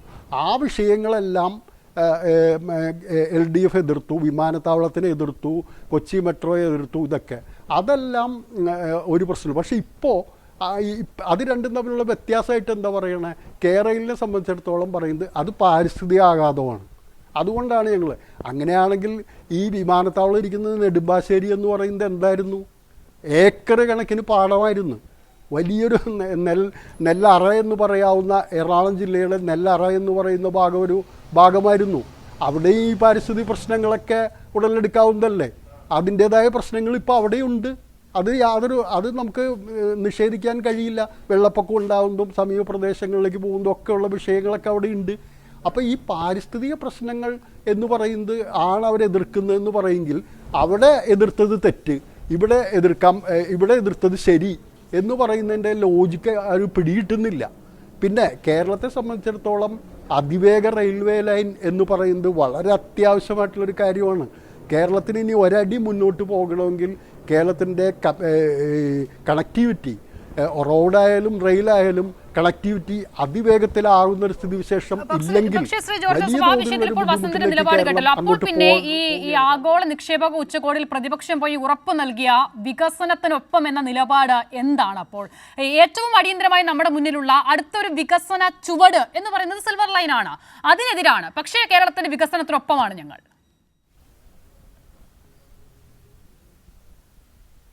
അല്ല, അത് എനിക്ക് മനസ്സിലായിട്ടില്ല. പക്ഷേ ഞാൻ മനസ്സിലാക്കിയൊരു കാര്യം പറയുകയാണെങ്കിൽ എനിക്ക് തോന്നുന്നത് ഇത്രയും വലിയൊരു ആഗോള നിക്ഷേപക സംഗമവും 26-ൽ പരം രാജ്യങ്ങളിൽ നിന്ന് 3000-ലധികം പ്രതിനിധികൾ പങ്കെടുക്കുമ്പോൾ സ്വാഭാവികമായിട്ടും പ്രതിപക്ഷ നേതാവായാലും ആരായാലും അവിടെ പോയി സംസാരിക്കുമ്പോൾ ഞങ്ങളതിനെ എതിർക്കുന്നു, ഞങ്ങൾ ഇതിനെ സമ്മതിക്കില്ല, നിങ്ങളിവിടെ വരണ്ട എന്നുള്ള രീതിയിൽ ഒരു മെസ്സേജ് കൊടുക്കാൻ കഴിയില്ല. അപ്പോൾ സ്വാഭാവികമായിട്ടും കേന്ദ്രമന്ത്രിമാരും എല്ലാം ഇരിക്കുന്നു. ഇപ്പോൾ നമ്മൾ ആലോചിക്കുക, കേരളത്തോട് ഫേവറബിളായിട്ടുള്ളൊരു നിലപാടെടുത്തൊരു മന്ത്രിയെ നമ്മളിവിടെ മറന്നുപോകരുത്. അത് മറ്റാരുമല്ല, ഉപരിതല ഗതാഗത വകുപ്പ് മന്ത്രി നിതിൻ ഗഡ്കരി. അദ്ദേഹം വലിയ തോതിലുള്ളൊരു വാഗ്ദാനങ്ങൾ കേരളത്തിന് അന്ന് ഓൺലൈനായിട്ടാണ് അദ്ദേഹം പങ്കെടുത്തതെങ്കിലും മുന്നോട്ട് വയ്ക്കുന്നൊരു സ്ഥിതിവിശേഷം ഉണ്ടായി. അപ്പോൾ ഇത്തരം ഒരു വേദിയിൽ വരുമ്പോൾ സ്വാഭാവികമായിട്ടും ഞങ്ങൾ വികസനത്തിനെതിരാണ്. പിന്നെ ഇതെല്ലാം മനസ്സിലാക്കേണ്ട ഒരു കാര്യം ഒരുപക്ഷെ UDF സർക്കാരാണോ അടുത്തത് എന്ന് നമുക്ക് ആർക്കും പറയാൻ കഴിയില്ല. ജനങ്ങളാണ് തീരുമാനിക്കുന്നത്. അങ്ങനെ ഒരു UDF സർക്കാർ വരികയാണെങ്കിൽ അവർക്കും ഇത് മുന്നോട്ട് കൊണ്ടുപോകണ്ടേ, അവർക്കും കേരളത്തെ വളർത്തണ്ടേ, അവർക്കും കേരളത്തെ മുന്നോട്ടല്ലേ നയിക്കേണ്ടത്. അന്നും ഈ വ്യവസായ വികസനമൊക്കെ വേണ്ടേ. അതിനുള്ളൊരു അടിത്തറയും ഒരു കാര്യങ്ങളിലേക്കുമല്ലേ ഇപ്പോൾ പോകുന്നത്. അപ്പോൾ അന്ന് അങ്ങനെയാണെങ്കിൽ ഞങ്ങൾക്ക് ഇപ്പോൾ കേരളത്തെ അവഗണിക്കുന്നു എന്ന് പറയുന്ന വിഷയം വരുന്നു കേന്ദ്ര സർക്കാർ. അത് ഇനി UDF സർക്കാരാണ് വരുന്നതെങ്കിൽ അവരനുഭവിക്കാൻ പോകുന്നത് അത് തന്നെയല്ലേ. അപ്പോൾ അങ്ങനെയുള്ള വിഷയങ്ങളിലാണ് ഈ ഒറ്റക്കെട്ടായി നിൽക്കണം കേരളത്തിൻ്റെ താല്പര്യം സംരക്ഷിക്കണം എന്ന് പറയുന്നതിൻ്റെ അന്തരാർത്ഥം എന്ന് പറയുന്നത്. അതുകൊണ്ട് അത്തരം കാര്യങ്ങളെ സംബന്ധിച്ചിടത്തോളം, ഈ വിഷയങ്ങളെ സംബന്ധിച്ചിടത്തോളം പ്രതിപക്ഷത്തിനായാലും ഓപ്പൺലി വന്ന് അത് ഞങ്ങൾ സഹകരിക്കുന്നില്ല എന്ന് പറയാൻ കഴിയില്ല. അതിനെ സ്വാഗതം ചെയ്യുന്നു, ഞങ്ങളെല്ലാ സഹകരണവും ഉണ്ടാകും എന്ന് മാത്രമേ അത്തരം ഒരു വിശാലമായ ഒരു ഗ്ലോബലായിട്ടുള്ളൊരു വേദിയിൽ വന്ന് പറയാൻ കഴിയുള്ളൂ.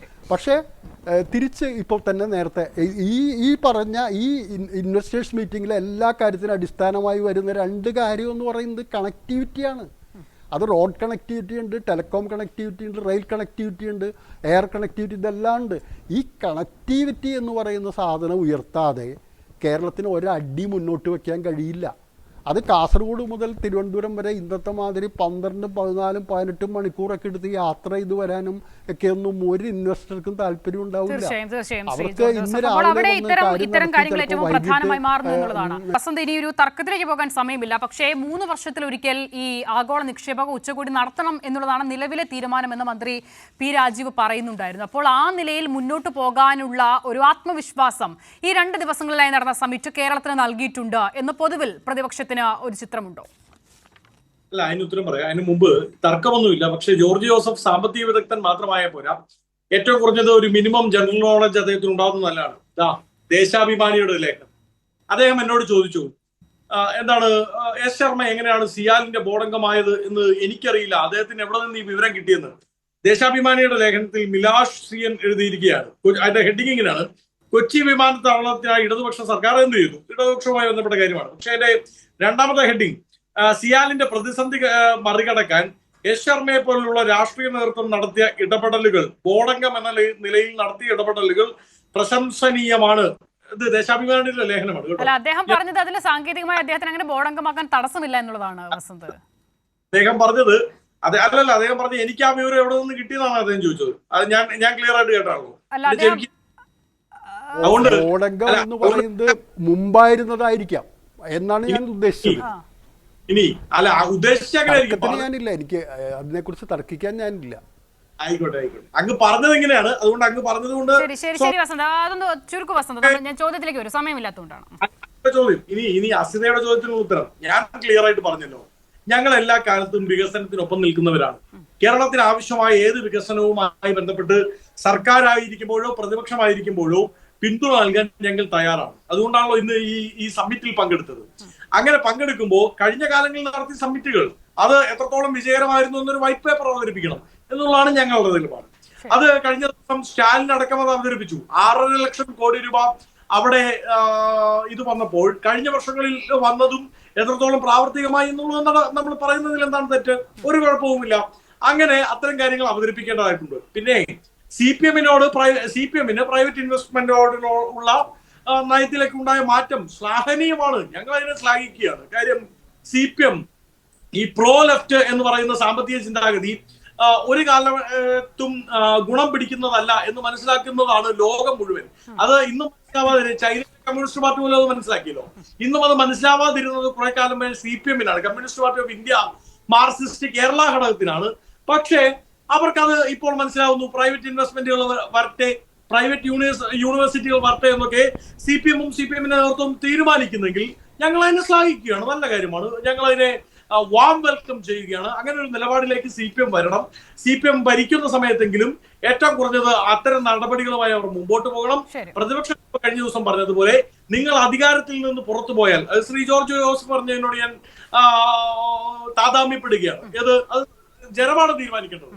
ജനം തീരുമാനിച്ച് നിങ്ങൾ അധികാരത്തിന്റെ വെളിയിലേക്ക് പോയാൽ, അങ്ങനെ പോയാൽ നിങ്ങൾ പ്രതിപക്ഷത്തിരിക്കുന്ന സമയത്തും വികസന പദ്ധതികളോട് വ്യവസായങ്ങളോട് ഒക്കെ നിങ്ങൾ പഴയ നിലപാടുമായി മുമ്പോട്ട് പോകരുത്. അതിൽ ഞങ്ങൾ ഇപ്പോൾ എടുക്കുന്ന നിലപാട് ഏത് സർക്കാർ ഏതുമായിക്കോട്ടെ കേരളം വികസിക്കണം. ശരി വസന്ത, പോയിന്റ് ക്ലിയർ ആയതുകൊണ്ട് ഞാൻ അവിടെ ഇടപെടുന്നു. സമയപരിമിതിയുണ്ട്. ശ്രീ ജോർജ് ജോസഫ് 1 മിനിറ്റിൽ അവസാനിപ്പിക്കണം. അങ്ങനെ മുന്നേറുന്ന കേരളത്തിന് ഏറ്റവും അനുയോജ്യമായ ഒരു സമയം ഇങ്ങനെ ഒരു സമിറ്റ് നടത്തി ആ മുന്നേറ്റത്തിന് അല്പം കൂടി വേഗം പകരാനാകുന്നു എന്നുള്ള വിലയിരുത്തലിൽ നമുക്ക് അവസാനിപ്പിക്കാമല്ലേ?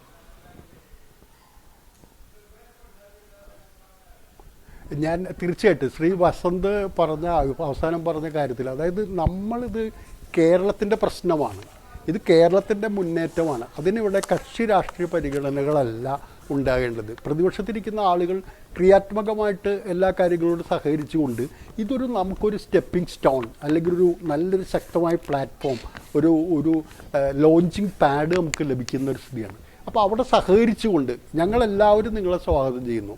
ഇവിടെ വരുമ്പോൾ പ്രതിപക്ഷം അതിനോട് സഹകരിക്കാൻ തയ്യാറാണ്. അനാവശ്യമായിട്ടുള്ള ഇടപെടലുകളോ കാര്യങ്ങളോ രാഷ്ട്രീയമായിട്ടുള്ള തടസ്സങ്ങളോ ഒന്നും നിങ്ങൾക്ക് ഉണ്ടാവില്ല എന്നുള്ളൊരു മെസ്സേജ് കൊടുക്കാൻ കഴിഞ്ഞിട്ടുണ്ടെങ്കിൽ അത് തന്നെ വലിയൊരു നേട്ടമായിരിക്കും. അങ്ങനെ വരുമ്പോൾ കേരളത്തിൻ്റെ പിക്ചർ മാറും. അപ്പോൾ ഈ പറഞ്ഞ ഭരണപരമായിട്ടും മറ്റ് രീതിയിലുള്ള മാറ്റങ്ങൾക്ക് അടിസ്ഥാനപരമായിട്ടുള്ളൊരു സ്ഥിതിവിശേഷം ഒരുക്കും. അത് മറ്റ് സംസ്ഥാനങ്ങളുടെ മാതൃക പോലെ നമ്മൾ ഒരുമിച്ച് നിന്നുകൊണ്ട് കേരളത്തിൻ്റെ യുവതയുടെ പ്രശ്നമാണ്, കേരളത്തിൻ്റെ ഭാവിയുടെ പ്രശ്നമാണ്, ഭാവി തലമുറയുടെ വികസനത്തിൻ്റെ പ്രശ്നമാണെന്ന് കണ്ടുകൊണ്ട് ആ കാഴ്ചപ്പാടിൽ ഊന്നി നിന്നുകൊണ്ട് ഭരണപക്ഷവും പ്രതിപക്ഷവും സഹകരിച്ചുകൊണ്ട് കേരളത്തെ ഒരു വലിയ മുന്നേറ്റത്തിലേക്ക് നയിക്കാൻ കഴിയുന്നൊരു സ്ഥിതിവിശേഷത്തിലേക്ക് പോകണം. അതിനൊരു പ്ലാറ്റ്ഫോമായിരുന്നു ഇത് എന്നുള്ള കാര്യത്തിൽ ഒരു തർക്കവുമില്ല. അത് എല്ലാ രീതിയിലും വിജയകരമാകട്ടെ എന്ന് നമുക്ക് പ്രത്യേകിക്കാം. തീർച്ചയായും ശ്രീ ജോർജ് ജോസഫ്, അപ്പോൾ ആ നിലയിൽ തന്നെ ആകട്ടെ എന്നുള്ള പോസിറ്റീവ് അപ്രോച്ചിൽ നമ്മൾ ഈ ചർച്ചയും അവസാനിപ്പിക്കുകയാണ്. വളരെ നന്ദി അഡ്വക്കേറ്റ് വസന്ത്, ശ്രീ ജോർജ് ജോസഫ്. ശ്രീ VP മുസ്തഫ ചർച്ചയിൽ പങ്കെടുക്കാമെന്ന് അറിയിച്ചിരുന്നു, പക്ഷേ അദ്ദേഹം ചർച്ചയിൽ ചേർന്നിട്ടില്ല. അദ്ദേഹത്തെ ബന്ധപ്പെടാൻ ശ്രമിച്ചെങ്കിലും അതിന് സാധിച്ചിട്ടുമില്ല. എന്തായാലും വളരെ നന്ദി. ചർച്ചയിൽ ചേർന്ന രണ്ടുപേർക്കും. ന്യൂസ് പൂർണ്ണമാകുന്നു.